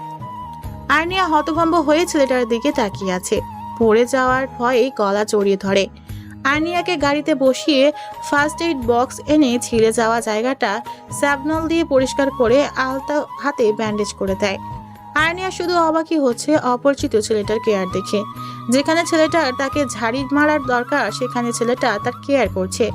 আর্নিয়াকে এভাবে তাকিয়ে থাকতে দেখে ছেলেটি ঠোঁট কামড়ে আলতো হেসে বলে, এইভাবে তাকিয়ে থাকলে প্রেমে পড়ার চান্স 100%। আপনি কোন উগান্ডার প্রেসিডেন্ট যে আপনার প্রেমে পড়তে যাব? আমি স্পর্শী আহমেদ আর্নিয়া কারোর প্রেমেই পড়ি না, সবাই আমার প্রেমে পড়ে। আপনি বুঝি উগান্ডার প্রেসিডেন্টের বউ? একদম কথা পেঁচানোর চেষ্টা করবেন না, এটা আমি একদমই পছন্দ করি না। বাই দা রাস্তা, আপনি কে বলেন তো? তুমি আমাকে চিনো না? আপনি কি কোনো সেলিব্রিটি যে আপনাকে চিনতে হবে? আর্নিয়ার কথা শুনে ছেলেটি মুচকি হেসে আর্নিয়ার দিকে ঝুঁকে কানে কানে বলে, আমি সব মেয়েদের কল্পনার রাজকুমার আদনান আহমেদ স্পর্শক। স্পর্শকের নাম শুনে আর্নিয়ার চোখ বড় বড় হয়ে যায়। সে ভাবতেই পারছে না স্পর্শকের মতো একজন লোক তার এত কেয়ার করছে। আর্নিয়া চোখ বড় বড় করে স্পর্শকের দিকে তাকায়। আপনি সত্যি বলছেন আপনি আদনান আহমেদ স্পর্শক? এত অবাক হবার কি আছে? আপনি জানেন আপনাকে না দেখে শুধুমাত্র আপনার কথা শুনে আমি আপনার উপর ক্রাশিত। দেখলেন তো আমি কোন উগান্ডার প্রেসিডেন্ট। হুম। আপনার ঠিকানা বলেন, আপনাকে বাসায় ড্রপ করে দিয়ে আসি। খানভিলা। টুকটাক কথা বলতে বলতে স্পর্শকের গাড়ি এসে থামে খানভিলার সামনে। আর্নিয়া কিছু না বলে গাড়ি থেকে নেমে যাচ্ছিল। স্পর্শক আর্নিয়ার হাত ধরে টেনে আবার সিটে বসিয়ে দেয়। আপনার মতো অকৃতজ্ঞ আমি জীবনে দেখি নাই। আপনার কোন দিক দিয়ে আমাকে অকৃতজ্ঞ মনে হচ্ছে? সব দিক দিয়ে। আপনার জন্য আমি এত কিছু করলাম আর আপনি আমাকে সামান্য ধন্যবাদটুকু জানালেন না। আমি আপনাকে কিছু করতে বলেছিলাম? আপনি নিজের ইচ্ছায় করেছেন, তাই মন থেকে আপনার প্রতি কৃতজ্ঞতা আসছে না। মনের বিরুদ্ধে গিয়ে কোনো কিছু করতে নেই। ধন্যবাদ না দিলেন অ্যাটলিস্ট নাম্বারটা তো দিয়ে যান। কেন? আপনি আমার গাড়ির সামনে অ্যাক্সিডেন্ট করলেন, ফোন দিয়ে আপনার খোঁজ খবর নেওয়া তো আমার কর্তব্য, তাই না? আর্নিয়া কিছু না বলে ফোন নাম্বার দিয়ে চলে যায়। আর্নিয়া চলে যাওয়ার দিকে তাকিয়ে স্পর্শক মুচকি হেসে নিজের গন্তব্যে পাড়ি জমায়। স্পর্শক আর আর্নিয়ার মাঝে মাঝে ফোনে টুকটাক কথা হতো। কেটে গেছে কিছুদিন। আস্তে আস্তে তাদের সম্পর্কের গভীরতা বাড়তে থাকে। সদ্য প্রেমে পড়া প্রেমিক প্রেমিকাদের মতো সারা রাত জেগে ফোন আলাপ, ঘোরাঘুরি করা, সব মিলিয়ে তাদের দিন ভালোই কাটতে থাকে। কিন্তু কেউ কাউকে নিজের অনুভূতির কথা বলে না। একদিন স্পর্শক আর্নিয়াকে প্রপোজ করে। সেদিন আর্নিয়া ভীষণ অবাক হয়, কারণ সে কল্পনাও করেনি যে স্পর্শকের মতো কেউ তাকে প্রপোজ করতে পারে। প্রথম সে স্পর্শককে ফিরিয়ে দেয়, পরে স্পর্শকের পাকনামের কাছে হার মেনে স্পর্শকের ভালোবাসা গ্রহণ করতে হয়। স্পর্শক আর আর্নিয়ার ভালোবাসার দিনগুলো ভালোই কাটতে থাকে। এভাবে কেটে যায় কয়েকটা বছর। হঠাৎ করে আহসান খান আর্নিয়ার বিয়ে ঠিক করে। আর্নিয়া অতীত থেকে বের হয়ে শাওয়ার নিয়ে ওয়াশরুম থেকে বের হয়, কিন্তু রুমের কোথাও স্পর্শককে দেখতে পায় না। আর্নিয়া আর কিছু না ভেবে টাওয়ালটা ব্যালকনিতে মেলে দেয়। রুমে এসে হেয়ার ড্রায়ার দিয়ে চুল শুকিয়ে রুম থেকে বের হয়ে ড্রয়িং রুমে যায়, কিন্তু স্পর্শককে দেখতে পায় না। পা বাড়ায় অন্য রুমের উদ্দেশ্যে। এখন তো দিনের বেশিরভাগ সময় স্পর্শক অন্য রুমে থাকে। আর্নিয়াকে আর কষ্ট করে অন্য রুমে যেতে হয় না, তার আগেই অনুর সাথে তার দেখা হয়ে যায়। অনু আপু, স্পর্শক কোথায়? কিছুক্ষণ আগে তো স্পর্শক তাড়াহুড়ো করে কোথায় বেরিয়ে গেল। যাওয়ার আগে শুধু বলে গেছে তোমাকে বলতে স্পর্শক আসতে দেরি হবে। ও। অনু ফোন স্ক্রল করতে করতে চলে যায়। আর্নিয়া রুমে চলে আসে। স্পর্শকের এতটা চেঞ্জ আর্নিয়া কিছুতেই মেনে নিতে পারছে না। স্পর্শক কখনো তাকে না বলে কোথাও যেত না। সকাল গড়িয়ে দুপুর হয়ে যায়, কিন্তু স্পর্শক একবারের জন্য তাকে ফোন দেয়নি। আর্নিয়া চাতক পাখির মতো অপেক্ষা করছিল স্পর্শকের ফোনের জন্য, কিন্তু স্পর্শক ফোন দেয়নি। অপেক্ষা করতে করতে আর্নিয়া ঘুমিয়ে পড়ে। আর্নিয়ার ঘুম ভাঙে বিকেলে। ফোন চেক করে দেখে স্পর্শক ফোন দেয়নি। আর্নিয়া মাথায় সাদা ওড়না জড়িয়ে মন খারাপ করে ছাদে চলে যায়। ছাদে আর্নিয়ার হাতে লাগানো একটা বেলি ফুল গাছ আছে। বিয়ের আগে স্পর্শকের সাথে আর্নিয়া মাঝে মাঝেই এই বাড়িতে আসতো। আর্নিয়া বেলি ফুল ছুঁয়ে ছুঁয়ে দেখছে আর স্পর্শকের সাথে কাটানো মুহূর্তগুলো ভাবছে। প্রত্যেকটা মুহূর্ত ছিল মধুর। সন্ধ্যার দিকে আর্নিয়া ছাদ থেকে নিচে নেমে আসে। অনু রুম ক্রস করে যখন নিজের রুমে যাচ্ছিল তখন অনু আর স্পর্শকের কথা শুনতে পায়। আদা খোলা দরজাটা সম্পূর্ণ খুলে ফেলে। দরজা খুলে আর্নিয়া স্তব্ধ হয়ে যায়। স্পর্শক অনুকে কিস করছে। দরজা খোলার আওয়াজে স্পর্শক আর অনু দুজনেই দরজার দিকে তাকায়। আর্নিয়া চোখে পানি টলমল করছে। স্পর্শক কিছু বলতে যাবে তার আগেই আর্নিয়া কাঁদতে কাঁদতে দৌড়ে রুম থেকে চলে যায়। স্পর্শক আর্নিয়ার পিছে যায়।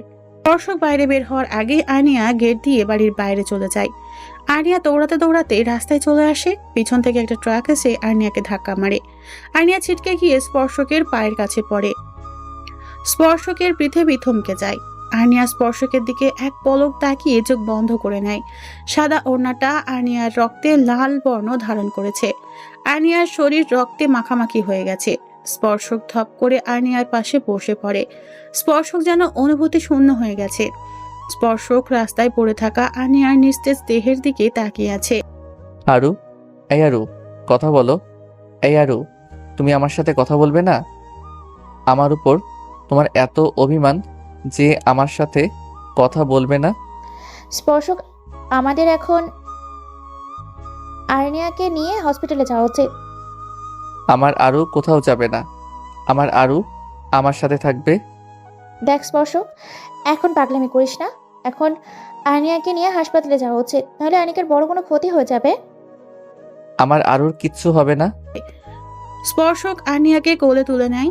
এর মাঝে অ্যাম্বুলেন্স চলে আসে। অনু ফোন করেছিল। স্পর্শক হসপিটালের করিডোরে সিটে হেলান দিয়ে বসে আছে। কিছুক্ষণের মাঝেই আর্নিয়াকে অপারেশন থিয়েটারে নেওয়া হয়েছে। অনু এসে স্পর্শকের কাঁধে হাত রাখে। স্পর্শক অনুর হাত মুঠো করে ধরে কেঁদে দেয়। অনু, আমি আমার আরুর খেয়াল রাখতে পারলাম না। ও আমাকে ভুল বুঝে দূরে সরে গেল। অপারেশন থিয়েটারে থেকে একটা নার্স বের হলো। স্পর্শক দৌড়ে নার্সটার কাছে গেল। আমার ওয়াইফ কেমন আছে? আপনার ওয়াইফের অবস্থা সিরিয়াস, বাঁচার চান্স খুবই কম। আমরা আমাদের সাধ্যমতো চেষ্টা করছি, বাকিটা আল্লাহর হাতে। কথাটা শোনার সাথে সাথে স্পর্শক সেন্সলেস হয়ে পড়ে যেতে নিলে অনু ধরে ফেলে। কয়েকটা ওয়ার্ড বয় স্পর্শককে ধরে কেবিনে নিয়ে যায়। ডক্টর অনুর কথায় স্পর্শককে একটা ঘুমের ইঞ্জেকশন দিয়ে দেয়। 3 ঘন্টা পর স্পর্শকের ঘুম ভাঙে। আশেপাশে চোখ বুলিয়ে বুঝতে পারে সে একটা কেবিনে আছে। আর্নিয়ার কথা মাথায় আসতেই স্পর্শক তাড়াহুড়ো করে বেড থেকে নেমে রুম থেকে বের হতে যাবে। তার আগেই কারোর সাথে ধাক্কা লাগে। তাকিয়ে দেখে অনু, আমার আরু কোথায়? এখন কেমন আছে? অপারেশন শেষ হয়ে গেছে? কি হলো, কথা বলছিস না কেন? তুই আমাকে কথা বলার সুযোগ দিয়েছিস, নিজেই তো বকবক করে যাচ্ছিস। আর এতগুলো প্রশ্ন একসাথে করলে কোনটা রেখে কোনটার উত্তর দিব? অনুর বাচ্চা, এত কথা না বলে আমি যা জিজ্ঞেস করছি তার উত্তর দে। আর্নিয়া অপারেশনে সাকসেসফুল হয়েছে। আর্নিয়ার আর কোনো বিপদ নেই, এখন মোটামুটি সুস্থ আছে। কেবিনে দেওয়া হয়েছে, কিছুক্ষণের মাঝেই জ্ঞান ফিরে আসবে। তুই তো আমাকে ভয় পাইয়ে দিয়েছিলি, এখন কেমন লাগছে তোর?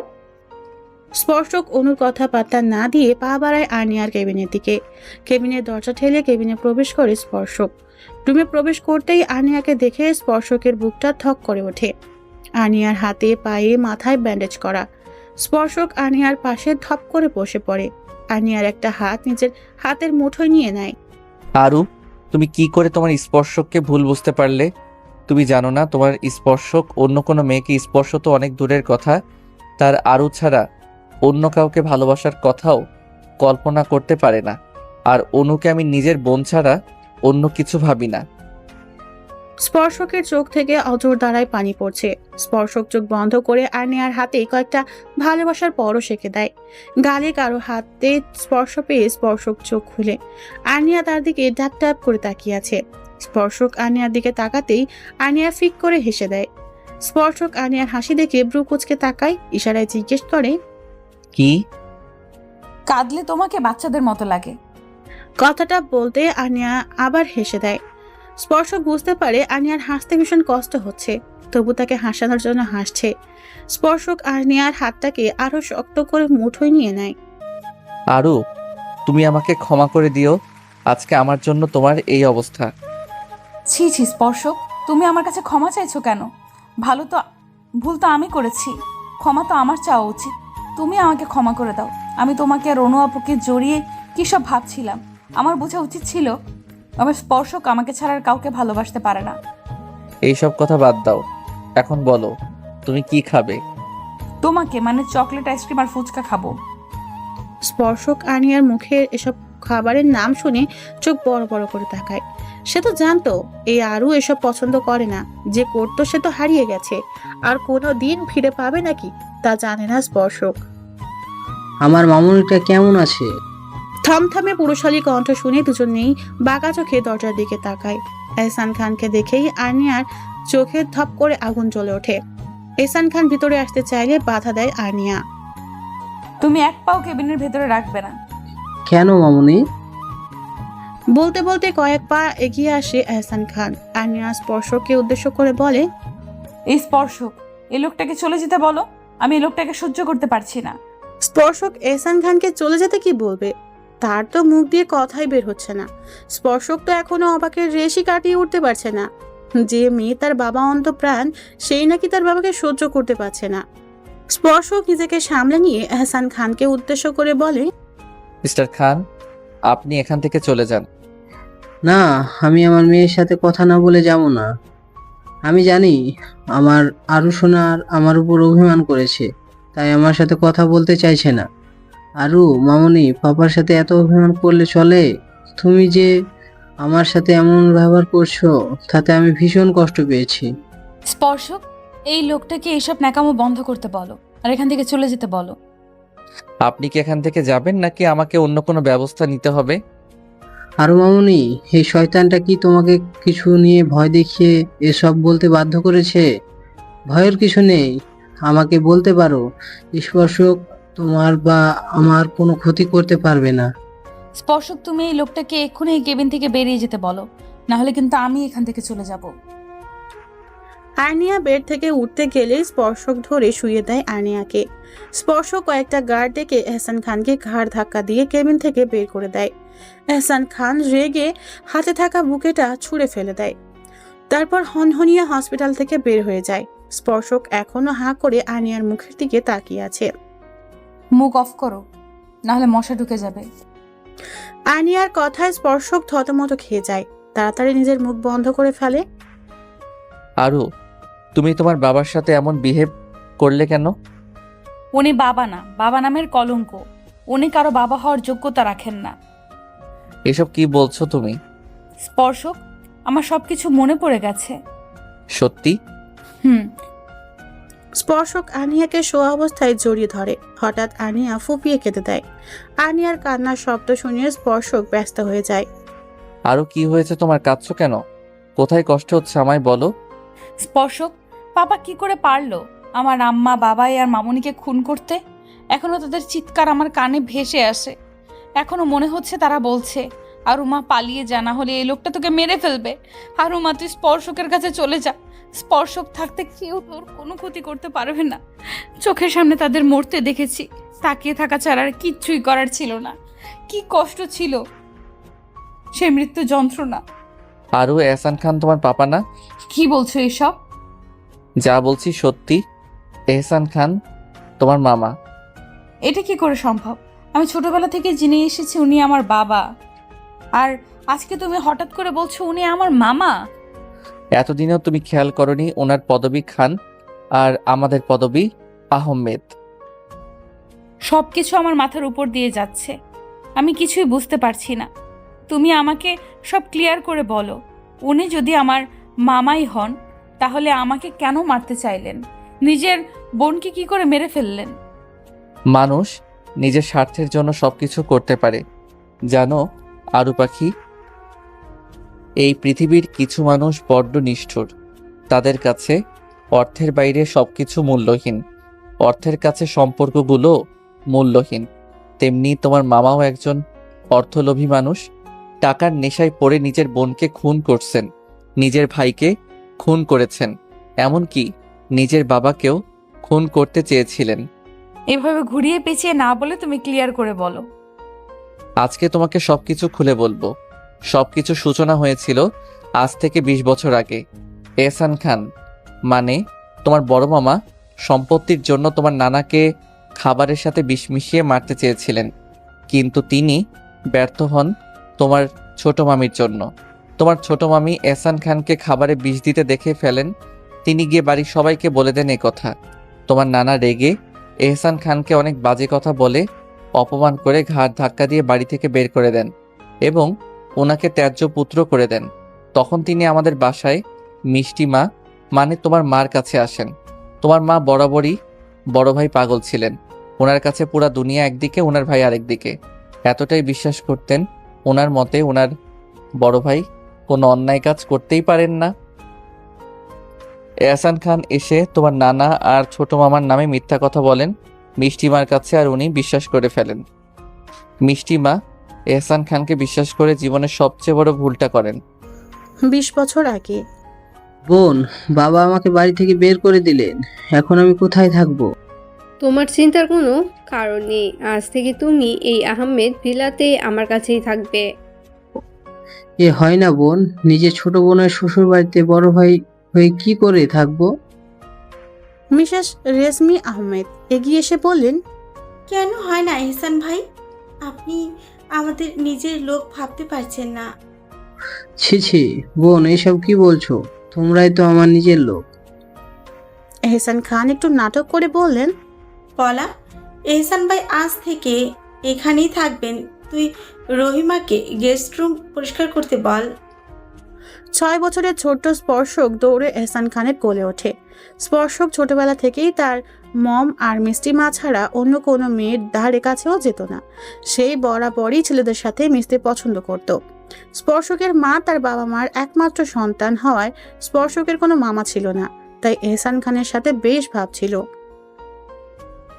বিকেলে দুই ভাই নিলয় আহমেদ আর নীল আহমেদ অফিস থেকে ফিরলেন। দুই ভাই এসেই ড্রয়িং রুমের সোফায় গা এলিয়ে দিলেন। পলা আহমেদকে সিঁড়ি দিয়ে একা নামতে দেখে রেগে যান নীল আহমেদ। পলা আহমেদ 8 মাসের অন্তঃসত্ত্বা। ছোট স্পর্শক তো এখন থেকেই ঠিক করে রেখেছে বড় হয়ে সে আর্নিয়াকে বিয়ে করবে। স্পর্শিয়া আহমেদ আর্নিয়া নামটাও স্পর্শক নিজের নামের সাথে মিলিয়ে রেখেছে। দেখতে দেখতে কেটে যায় 2টা মাস। জন্ম হয় আর্নিয়ার। আর্নিয়াকে কোলে নিয়ে স্পর্শকের সে কি আনন্দ! সে তার বউকে সবার প্রথম কোলে নিয়েছে। নিলয় আহমেদ আর নীল আহমেদ স্পর্শক আর আর্নিয়ার বিয়ে ঠিক করে রাখেন। আর্নিয়ার বয়স 1 বছর। হঠাৎ করেই নীল আহমেদের ব্লাড ক্যান্সার ধরা পড়ে। লাস্ট স্টেজে হওয়ায় চিকিৎসা করেও কোনো উন্নতি হয়নি। বেশ কিছুদিনের মাঝেই আর্নিয়াকে বুকে জড়িয়ে শেষ নিঃশ্বাস ত্যাগ করেন নীল আহমেদ। পরিবার প্রিয়জন সবাইকে ছেড়ে চিরকালের মতো চলে যান নীল আহমেদ। নিজের স্বামীকে হারিয়ে ভেঙে পড়েন পলা আহমেদ। তখন এহসান খান দায়িত্ব নেয় আর্নিয়ার। যখন থেকে আর্নিয়া কথা বলতে পারে তখন থেকে এহসান খানকে বাবা ডাকে। সময় সময়ের মতো চলতে থাকে। সময় কারোর জন্য থেমে থাকে না, তেমনি কারোর জন্য কারো জীবন থেমে থাকে না। পলা আহমেদ নিজের ভালোবাসার মানুষটিকে ছাড়া বাঁচতে শিখে গেছে। আর্নিয়ার বয়স 14 বছর আর স্পর্শকের বয়স 20 বছর। দুজনের মধ্যে সাপে নেউলের সম্পর্ক। আবার কেউ কাউকে ছাড়া 1 মিনিটের জন্য থাকতে পারে না। দুজন দুজনকে ভালোবাসে ঠিকই, কিন্তু কেউ কারো কাছে প্রকাশ করে না। স্পর্শক লন্ডনের নামকরা ভার্সিটিতে চান্স পায়, কিন্তু সে যাবে না। সে তার আর্নিয়াকে ছাড়া থাকতে পারবে না। সবাই মিলে তাকে অনেক বুঝায়। সে রাজি হয়, তবে তার একটা শর্ত আছে। আর্নিয়ার সাথে যদি তার বিয়ে দেয় তবেই লন্ডন যাবে, আর না হলে না। আর কোনো উপায় না পেয়ে সবাই রাজি হয়ে যায়। ঘরোয়াভাবে স্পর্শকের সাথে আর্নিয়ার বিয়ের ব্যবস্থা করেন নিলয় আহমেদ।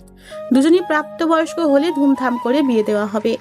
1 সপ্তাহ পরে স্পর্শক লন্ডন চলে যাবে 3 বছরের জন্য। তাই আজকে স্পর্শক আর আর্নিয়ার বিয়ে। স্বাভাবিকভাবে তাদের বিয়ে হয়। স্পর্শকের ইচ্ছেতে আর্নিয়া আজকে লাল টুকটুকে বউ সেজেছে। আজকে আর্নিয়ার থেকে চোখ ফেরানো তাই হয়ে গেছে। গোল্ডেন কালার শেরওয়ানিতে প্রিন্সের থেকে কোনো অংশে কম লাগছে না স্পর্শককে। বাসর ঘরে বসে আছে আর্নিয়া, তার থেকে 5 ইঞ্চি দূরে বসে আছে স্পর্শক। এক ধানে তাকিয়ে আছে আর্নিয়ার দিকে। আর্নিয়া পরনে নীল শাড়ি, যেটা স্পর্শক নিজ হাতে পরিয়ে দিয়েছে আর্নিয়াকে। কেটে যায় 1 সপ্তাহ। আজকে স্পর্শক 3 বছরের জন্য চলে যাবে লন্ডনে। স্পর্শকের যাওয়ার সময় হলে স্পর্শককে জড়িয়ে ধরে আর্নিয়ার সে কি কান্না! কিছুতেই স্পর্শকে ছাড়তে চাইছে না। এহসান খান অনেক কষ্টে আর্নিয়াকে আটকে রাখে। 3 বছর পর আজকে আহমেদ ভিলায় খুশির সীমা নেই, কারণ 3 বছর পর বাড়ির ছেলে বাড়ি ফিরে আসছে। নতুন রূপে সেজেছে আহমেদ ভিলা। 3 দিন পর খুব ধুমধাম করে স্পর্শক আর আনিয়ার বিয়ে দিবে নিলয় আহমেদ। আনিয়া আজকে খুব সুন্দর করে সেজেছে, লাল পাড়ের সাদা শাড়ি পরেছে। স্পর্শকের ইচ্ছে ছিল সে তার পিচি বউকে লাল পাড়ের সাদা শাড়ি নিজ হাতে পরিয়ে দিবে। নিজ হাতে পায়ে আলতা দিয়ে চোখ ঘন কালো কাজল, ঠোঁটে লাল লিপস্টিক, খোলা চুলের সাদা গোলাপ ফুলে গুজে দিবে। আনিয়া স্পর্শকের মনের মতো করে সেজেছে। স্পর্শক তাকে এয়ারপোর্টে এমন সাজে দেখে চমকে যায়, কিন্তু আফসোস স্পর্শক নিজের হাতে আনিয়াকে সাজাতে পারেনি। আনিয়া ড্রয়িং রুমে আসে। আনিয়াকে দেখে তার মা জিজ্ঞেস করে, কিরে তুই এভাবে সেজেছিস কেন, আর গ্রামের মেয়েদের মতন শাড়ি পরেছিস কেন? আনিয়া কি বলবে ভেবে পাচ্ছে না। সে তো আর তার মাকে বলতে পারবে না স্পর্শকের মনের মতো করে নিজেকে সাজিয়ে তুলেছে। আনিয়া আমতা আমতা করে কিছু বলতে যাবে, তখনই স্পর্শকের মা মুচকি হেসে আনিয়ার মায়ের কাঁধে হাত রেখে বলে, বলা, দেখেছিস আমাদের মেয়েটা কত বড় হয়ে গেছে, নিজের স্বামীর মনের মতো করে নিজেকে সাজিয়ে তুলেছে। স্পর্শকের মায়ের কথা শুনে আনিয়া লজ্জায় মাথা নামিয়ে ফেলে। আনিয়া আমতা আমতা করে বলে, আমি গাড়িতে বসছি, তোমরা এসো, এয়ারপোর্টে যাওয়ার সময় হয়ে গেছে। কথাটা বলে আনিয়া দৌড়ে চলে যায়। এয়ারপোর্ট। স্পর্শক দাঁড়িয়ে আছে আনিয়ার সামনে। 3 বছর পর দুজন দুজনকে দেখছে। এই 3 বছর স্পর্শক ইচ্ছে করেই আনিয়ার সাথে কথা বলেনি বলে ভুল হবে, বলেছে মাসে 1 থেকে 2 বার, তাও 2 থেকে 3 মিনিট। স্পর্শক চায়নি আনিয়া আবেগে ভেসে গিয়ে নিজের পড়াশোনার ক্ষতি করুক। 3 বছর আগের আনিয়া হলে এতক্ষণে স্পর্শকের বুকে ঝাঁপিয়ে পড়তো, কেঁদে কেঁদে স্পর্শকের বুক ভাসিয়ে দিত, হাজার অভিযোগ তুলে ধরতো স্পর্শকের সামনে, অভিমানে গাল ফুলিয়ে রাখতো। 3 বছর পরের আনিয়া যে ম্যাচিওর হয়ে গেছে, স্পর্শক ভাবছে তার পিচ্ছি বউটা বড় হয়ে গেছে। আর্নিয়া স্পর্শকের সাথে কথা বলেনি, স্পর্শকও আর্নিয়ার সাথে কথা বলেনি। সবার সামনে কথা বলতে দুজনেরই অস্বস্তি হচ্ছে। সবাই ডিনার করছে আর আনিয়া রুমে বসে আছে। আনিয়া রাতে 1 গ্লাস দুধ ছাড়া আর কিছু খায় না। স্পর্শকে সবাই রীতিমতো জামাই আদর করছে। বেচারা স্পর্শক ফেসে গেছে, কাউকে কিছু বলতে পারছে না। এতদিন পর বাড়ির ছেলে বাড়ি ফিরেছে, এতটুকু করা স্বাভাবিক। 1 ঘন্টা পরে সবার কাছ থেকে ছাড়া পেল স্পর্শক। ড্রয়িং রুমে থেকে পা বাড়ালো নিজের রুমের উদ্দেশ্যে। রুমের সামনে গিয়ে দরজা ধাক্কা দিতেই খুলে যায়। দরজা ভিতর থেকে লক ছিল না, শুধু চাপানো ছিল। রুম দেখে স্পর্শক অবাক হয়ে যায়, কারণ সে রুমটা যেমন রেখে গিয়েছিল ঠিক তেমনই আছে। সামান্যতম পরিবর্তনও রুমটির হয়নি। স্পর্শক রুমের চারপাশে চোখ বোলায়, কিন্তু আর্নিয়াকে কোথাও দেখতে পায় না। হঠাৎ তার মনে হলো আর্নিয়া তো ঘুমানোর আগে ছাদে যাওয়ার অভ্যাস আছে। স্পর্শক কাউকে একটা ফোন করে মুচকি হেসে ছাদের দিকে চলে যায়। ছাদে দরজার কাছে স্পর্শক দাঁড়িয়ে যায়। স্পর্শক ভেবে পাচ্ছে না এই ঘুটঘুটে অন্ধকারের মাঝে আর্নিয়া ছাদে কি করছে। স্পর্শক ফোনের ফ্ল্যাশ অন করে পা বাড়ায় সামনের দিকে। স্পর্শকের পা কিছু একটার মাঝে আটকে যায়। পড়তে পড়তে নিজেকে সামলে নেয়। হঠাৎ ছাদ আলোকিত হয়ে যায় আর স্পর্শকের উপর ঝড়ি পড়তে থাকে। সবাই একসাথে চিৎকার করে বলে, হ্যাপি বার্থডে। স্পর্শক ঘড়ির দিকে তাকিয়ে দেখে 12টা বাজে। আজকে যে তার জন্মদিন, সেটা স্পর্শকের মনেই ছিল। স্পর্শক আরো বেশি অবাক হয়ে যায় তার ফুফু আর ফুফাতো বোন অনুকে দেখে। অনু এসে স্পর্শককে বলে, কেমন লাগলো সারপ্রাইজ? বলে বোঝাতে পারবো না। সব কিন্তু ভাবির প্ল্যান।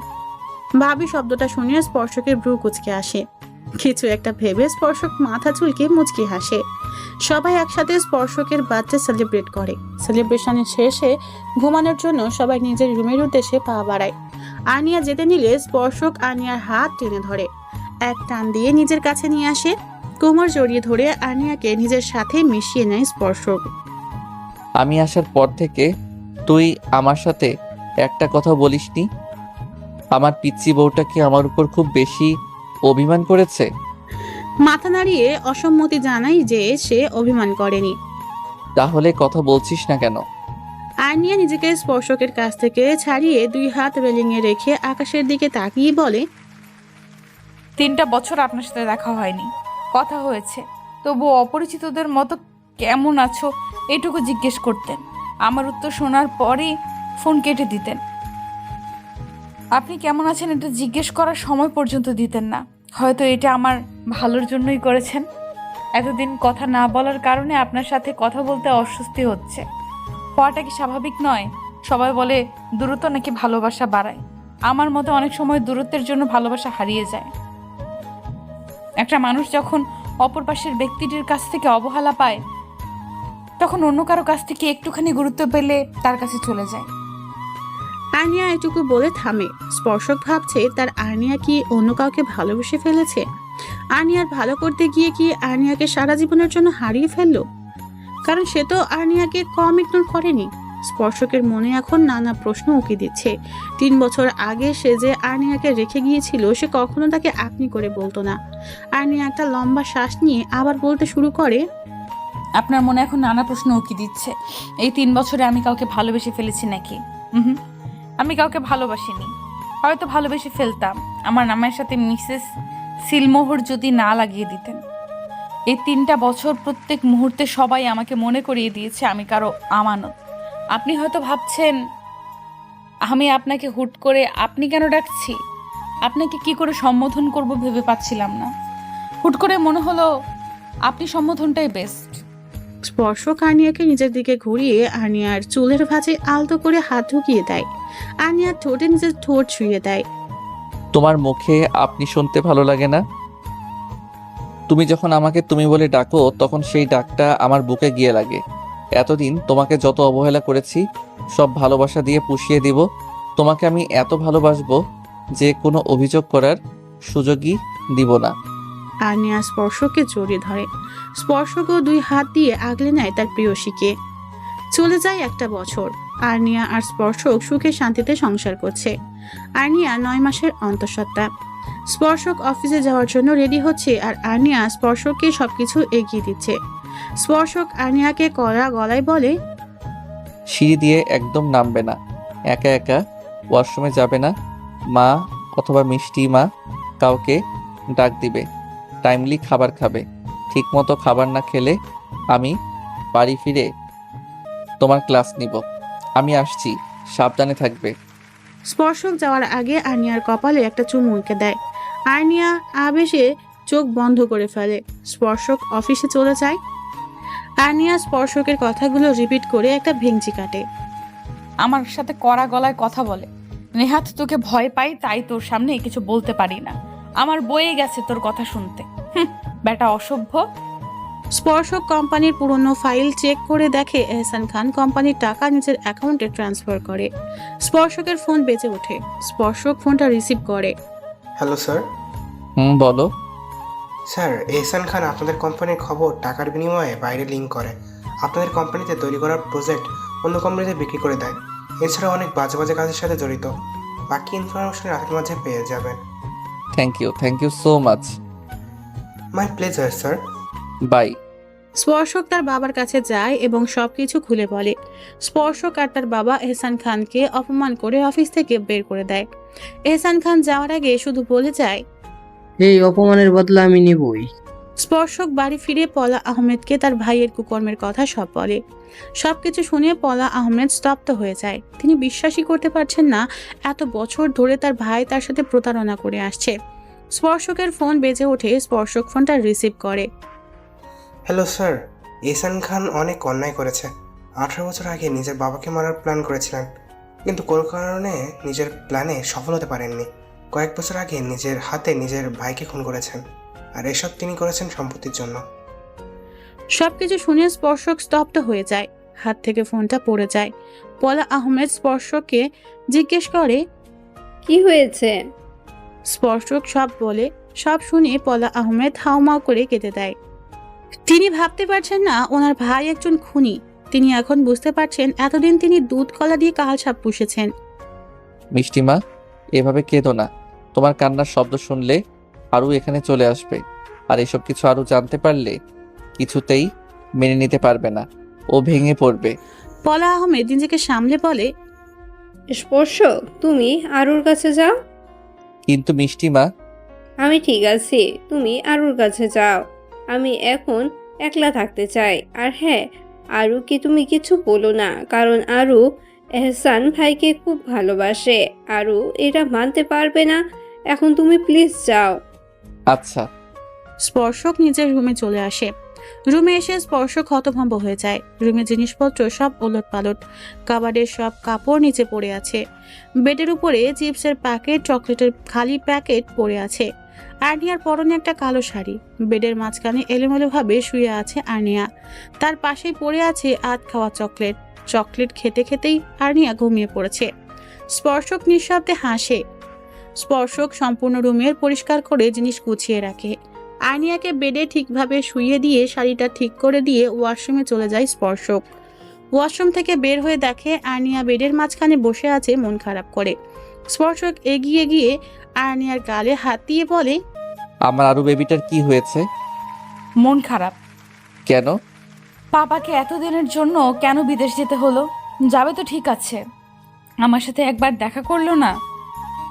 এর জন্য মন খারাপ করে থেকো না, কাকাই খুব তাড়াতাড়ি চলে আসবে। ইউ নো না, এই সময় মন খারাপ করে থাকা ঠিক না। আমাকে কেমন লাগছে দেখতে? আর্নিয়া বেড থেকে নেমে স্পর্শকের সামনে দাঁড়িয়ে কথাটা বলে। তোমাকে কিউট গুলুমুলু বেবি লাগছে। আগে শাড়ি পরলে তুমি বলতে হট লাগছে, আর আজকে? আগে তো তোমার পেট ফুলা ছিল না, আমাদের বেবি আসার পরে তোমার পেট ফুলে গেছে। আগের থেকে অনেক বেশি সুন্দর হয়ে গেছো, গুলুমুলু হয়ে গেছে। তোমার মাঝে একটা কিউট কিউট ভাব চলে আসছে। তার মানে আমাকে আগে কিউট লাগতো না? লাগতো, কিন্তু এখন একটু বেশি কিউট লাগে। আগের থেকে অনেক বেশি মোটা হয়ে গেছি, তার মানে আমার ওজন অনেকটাই বেড়ে গেছে। তুমি এখন আর কথায় কথায় আমাকে কোলে তুলে নিতে পারবে না। স্পর্শক আর্নিয়াকে কোলে তুলে নেয়। তোমার কি আমাকে এতটাই দুর্বল মনে হয় যে নিজের বউ আর বাচ্চাকে একসাথে কোলে নিতে পারবো না? তোমার মতো 3টা আর্নিয়াকে একসাথে কোলে নিতে পারবো। এভাবে কেটে গেল 15টা দিন। এই 15টা দিন স্পর্শক 1 সেকেন্ডের জন্য আর্নিয়ার পাশ থেকে নড়েনি। আজকে বাধ্য হয়েই তাকে অফিসে যেতে হলো। আজকে অফিসে একটা ইম্পর্টেন্ট মিটিং ছিল, যদি অ্যাটেন্ড না করে তাদের অনেক লস হয়ে যাবে। তাই বাধ্য হয়ে স্পর্শক অফিসে গেল। সকাল 10টা। আর্নিয়া সোফায় বসে আচার খাচ্ছে আর টিভি দেখছে। তখনই কলিং বেল বেজে ওঠে। আর্নিয়া ভাবে স্পর্শক এসেছে, কারণ স্পর্শক যাওয়ার আগে বলে গিয়েছিল যত দ্রুত সম্ভব মিটিং শেষ করে চলে আসবে। দরজা খুলতেই দেখে এহসান খান দাঁড়িয়ে আছে। এতদিন পরে নিজের পাপাকে দেখে খুশিতে গদগদ হয়ে জড়িয়ে ধরে। পাপা, তুমি কেমন আছো? জানো তোমাকে কত এহসান খান আর্নিয়ার কথাটা শেষ করতে দেয় না, তার আগেই ধাক্কা দিয়ে আর্নিয়াকে নিজের থেকে সরিয়ে দেয়। ধাক্কাটা জোরে হওয়ায় আর্নিয়ার মাথা দেয়ালে লাগে। কপাল কেটে চুইয়ে চুইয়ে রক্ত পড়তে থাকে। আর্নিয়ার মাথা ঝিম মেরে আসছে। স্পর্শকের বাবা চিৎকার করে বলে, এটা তুমি কি করলে এহসান? আর্নিয়ার মা আর্নিয়ার কাছে আসতে চাইলে এহসান খান তাকে ধাক্কা দিয়ে সোফায় ফেলে দেয়। এই তোরা ভিতরে আয়। এহসান খানের ডাক শুনে প্রায় সাথে সাথেই 5 জন লোক আসে। দেখতে একদম গুন্ডা গুন্ডা টাইপ। তারা ভিতরে প্রবেশ করেই আর্নিয়ার মা স্পর্শকের বাবা মার হাত পা বেঁধে ফেলে। এহসান খান একটা নাইফ হাতে নিয়ে স্পর্শকের বাবার ঠোঁট স্লাইড করতে করতে বলে, এই মুখ দিয়ে তুই অপমান করছিলি না আমাকে? এই মুখই যদি তোর কাছে না থাকে তাহলে অপমান করবি কি করে? আর্নিয়ার মা চিৎকার করে বলছে, আর মা, তুই এখান থেকে চলে যা, না হলে ওই লোকটা তোকে মেরে ফেলবে। তুই স্পর্শকের কাছে চলে যা, স্পর্শক তোর কোনো ক্ষতি হতে দিবে না। এহসান খান স্পর্শকের বাবার মুখে অ্যাসিড ছুঁড়ে মারে। গলা কাটা মুরগির মতো ছটপট করতে থাকে নিলয় আহমেদ। আর্নিয়া এগিয়ে আসতে নিলে স্পর্শকের মা চিৎকার করে বলে, আরু, তুই এখান থেকে চলে যা, তোর সন্তানের দিব্যি। আর্নিয়া অশ্রুসিক্ত নয়নে 3 জনের দিকে একবার তাকিয়ে দৌড়ে দরজা দিয়ে বেরিয়ে আসে। নিলয় আহমেদ যন্ত্রণায় ছটপট করতে করতে অজ্ঞান হয়ে যায়। এহসান খান এতক্ষণ খেয়াল করেনি যে আর্নিয়া এখান থেকে চলে গেছে। উনি যখনই বুঝতে পারলেন আর্নিয়া এখানে নেই, তখনই একজন ডেকে বললে, রনি, দেখ তো মেয়েটা কই গেল? এই অবস্থায় বেশি দূর যেতে পারবে না। এহসান খান বলার সাথে সাথেই 2টো লোক বেরিয়ে গেল আর্নিয়াকে খুঁজতে। এহসান খান স্পর্শকের বাবার কাছ থেকে সম্পত্তির দলিলে টিপসই নিতে গেলে তাচ্ছিল্য স্বরে স্পর্শকের মা বলে, যত যাই করো, কোনো প্রপার্টি তুমি পাবে না, কারণ নিলয়ের নামে কোনো প্রপার্টি নেই। এহসান খান বেশ রেগে যায়। এত বছর ধরে এই প্রপার্টির জন্য এত অভিনয় করলো, এখন বলে সেই প্রপার্টি পাবে না। এহসান খান রেগে পরপর 6টা গুলি করে শেষ করে দেয় 3টি মানুষের জীবন। আর্নিয়া আর দৌড়াতে পারছে না, তার পেটে তীব্র যন্ত্রণা হচ্ছে। আর্নিয়া পিছনে তাকিয়ে দেখে ছেলে দুটো তার কাছেই চলে এসেছে। আর্নিয়া পিছনের বিপদকে খেয়াল করতে গিয়ে সামনের বিপদই খেয়াল করেনি। একটা গাড়ি এসে আর্নিয়াকে ধাক্কা দিয়ে ফেলে দেয় রাস্তার পাশে। আর্নিয়ার মাথা গিয়ে পড়ে পাথরের উপর। বর্তমানে স্পর্শকের বুকে মাথা রেখে ফুপিয়ে কাঁদছে আর্নিয়া। স্পর্শক আমাদের সন্তান, একটু পরেই দেখতে পাবে। স্পর্শক আমাদের সন্তান, তার মানে আমাদের সন্তান বেঁচে আছে। হুম। কিন্তু ওই দিন আমরা কি করে বেঁচে গেলাম? তোমার তো মনে আছে তুমি অ্যাক্সিডেন্ট করেছিলে। হুম। ওই দিন আমার মিটিংটা তাড়াতাড়ি শেষ হয়ে যায় এবং আমাদের ডিলটা ফাইনাল হয়ে যায়। আমি তাড়াতাড়ি বাসায় যাওয়ার জন্য বের হই। বাসার কাছাকাছি আসতেই মনে পড়ে তুমি বলেছিলে তেঁতুলের আচার নিয়ে যেতে, তাই আমি গাড়ি থেকে বের হয়ে দোকান থেকে আচার কিনি। আচার কেনার শেষে যখন গাড়িতে উঠতে যাব তখনই দেখি একটু দূরে অনেকগুলো একসাথে মানুষ ভিড় করে দাঁড়িয়ে আছে। আমি কৌতূহল বশত একটু এগিয়ে যাই। তখন একজনের কাছ থেকে জানতে পারি একটা মেয়ে অ্যাক্সিডেন্ট করছে। অ্যাক্সিডেন্ট কেস বলে কেউ সাহায্য করছে না। মেয়েটা নাকি সন্তান সম্ভবা। হুট করে তোমার কথাটা আমার মাথায় আসে। আজ যদি এই মেয়েটার জায়গায় তুমি থাকতে, এটা ভাবতেই আমার ভিতরে মোচড় দিয়ে ওঠে। আমি দ্রুত এগিয়ে যাই মেয়েটাকে সাহায্য করার জন্য। মেয়েটাকে দেখে আমার পৃথিবী থমকে যায়, কারণ মেয়েটি তুমি ছিলে। আমি তোমাকে কোলে নিয়ে দৌড়ে গাড়িতে নিয়ে আসি। আমি দ্রুত গাড়ি ড্রাইভ করতে থাকি আর তোমাকে ডাকতে থাকি, কিন্তু তুমি কোনো রেসপন্স করনি। হসপিটালে নিয়ে যাওয়ার পরপরই তোমাকে অপারেশন থিয়েটারে নিয়ে যাওয়া হয়। ডক্টর বলেছিল তোমার কন্ডিশন সিরিয়াস। আমি অনেক ভেঙে পড়ি, কিন্তু আমাকে সান্ত্বনা দেওয়ার মতো কেউ ছিল না আমার পাশে। 3 ঘন্টা পর একটা নার্স তোয়ালে মোড়ানো একটা পিচ্ছি বাবুকে আমার কোলে তুলে দেয়। নার্স আমাকে কংগ্রেস জানিয়ে বলে আমার ছেলে হয়েছে। বাবুকে কোলে নিয়ে আমার ভীষণ ভয় করছিল, যদি হাত থেকে পড়ে যায়। আল্লাহর অসীম রহমতে ওই দিন তোমরা দুজনেই সুস্থ হয়ে গিয়েছিলে। ডক্টর বলেছিল 3-4 ঘন্টার মাঝে তোমার জ্ঞান ফিরে আসবে। আমার মাথায় হঠাৎ করে একটা প্রশ্ন উদয় হয়, তুমি রাস্তায় একা কি করছিলে? আর তুমি অ্যাক্সিডেন্টই বা কিভাবে করলে? আমি বাসায় ফোন দেই, কিন্তু কেউ ফোন ধরে না। আমি তাড়াতাড়ি বাসায় চলে যাই। বাসার সামনে কোনো গার্ড না দেখে আমার মনে ভয় জেগে ওঠে। আমি দ্রুত বাসার ভিতরে প্রবেশ করি, কিন্তু কাউকে দেখতে পাই না। ড্রয়িং রুম জুড়ে শুধু রক্ত আর রক্ত। রক্ত দেখে আমার ভিতরটা মোচড় দিয়ে ওঠে। আমি সবাইকে ডাকি, কিন্তু কেউ সাড়া দেয় না। একটু এগিয়ে দেখি করিম কাকা পড়ে আছে। বুঝতে পারি করিম কাকা সেন্সলেস হয়ে গেছে। ওনার চোখে মুখে পানি দিতেই সেন্স ফিরে এসেছিল। ওনাকে জিজ্ঞেস করতেই উনি সব বলেন। মম, ড্যাড আর মিষ্টি মাকে মেরে ফেলেছে আর তাদের নিয়ে গেছে ব্রিজ থেকে ফেলে দেওয়ার জন্য। আমার মনে পড়ে তুমি হসপিটালে একা আছো আর তোমার বিপদের আশঙ্কা আছে। আমি আবার হসপিটালে চলে আসি। আমি যেটা ভাবছিলাম ঠিক সেটাই হলো। এহসান খানের লোকেরা তোমাকে তুলে নিয়ে যায়। ডক্টর বলেছিল তোমার স্মৃতিশক্তি হারিয়ে ফেলেছিলে, তাই যে যেটা বলেছে সেটাই বিশ্বাস করে নিয়েছ। ডক্টররা তোমাকে আটকানোর চেষ্টা করে, তুমি কারো কথা না শুনেই চলে যাও।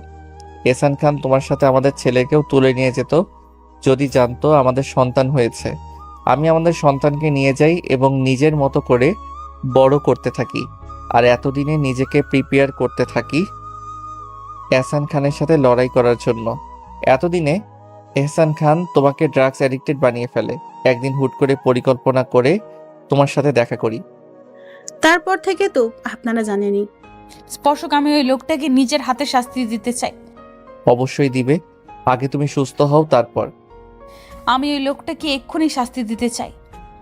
এহসান খানকে আমি 2 ঘন্টার মাঝে আমার সামনে দেখতে চাই। স্পর্শক তার লোকদের ফোন করে বলে, এহসান খানকে 1 ঘন্টার মাঝে আমার সামনে দেখতে চাই। স্পর্শক, আমাদের ছেলের নাম কি আর ও এখন কোথায়?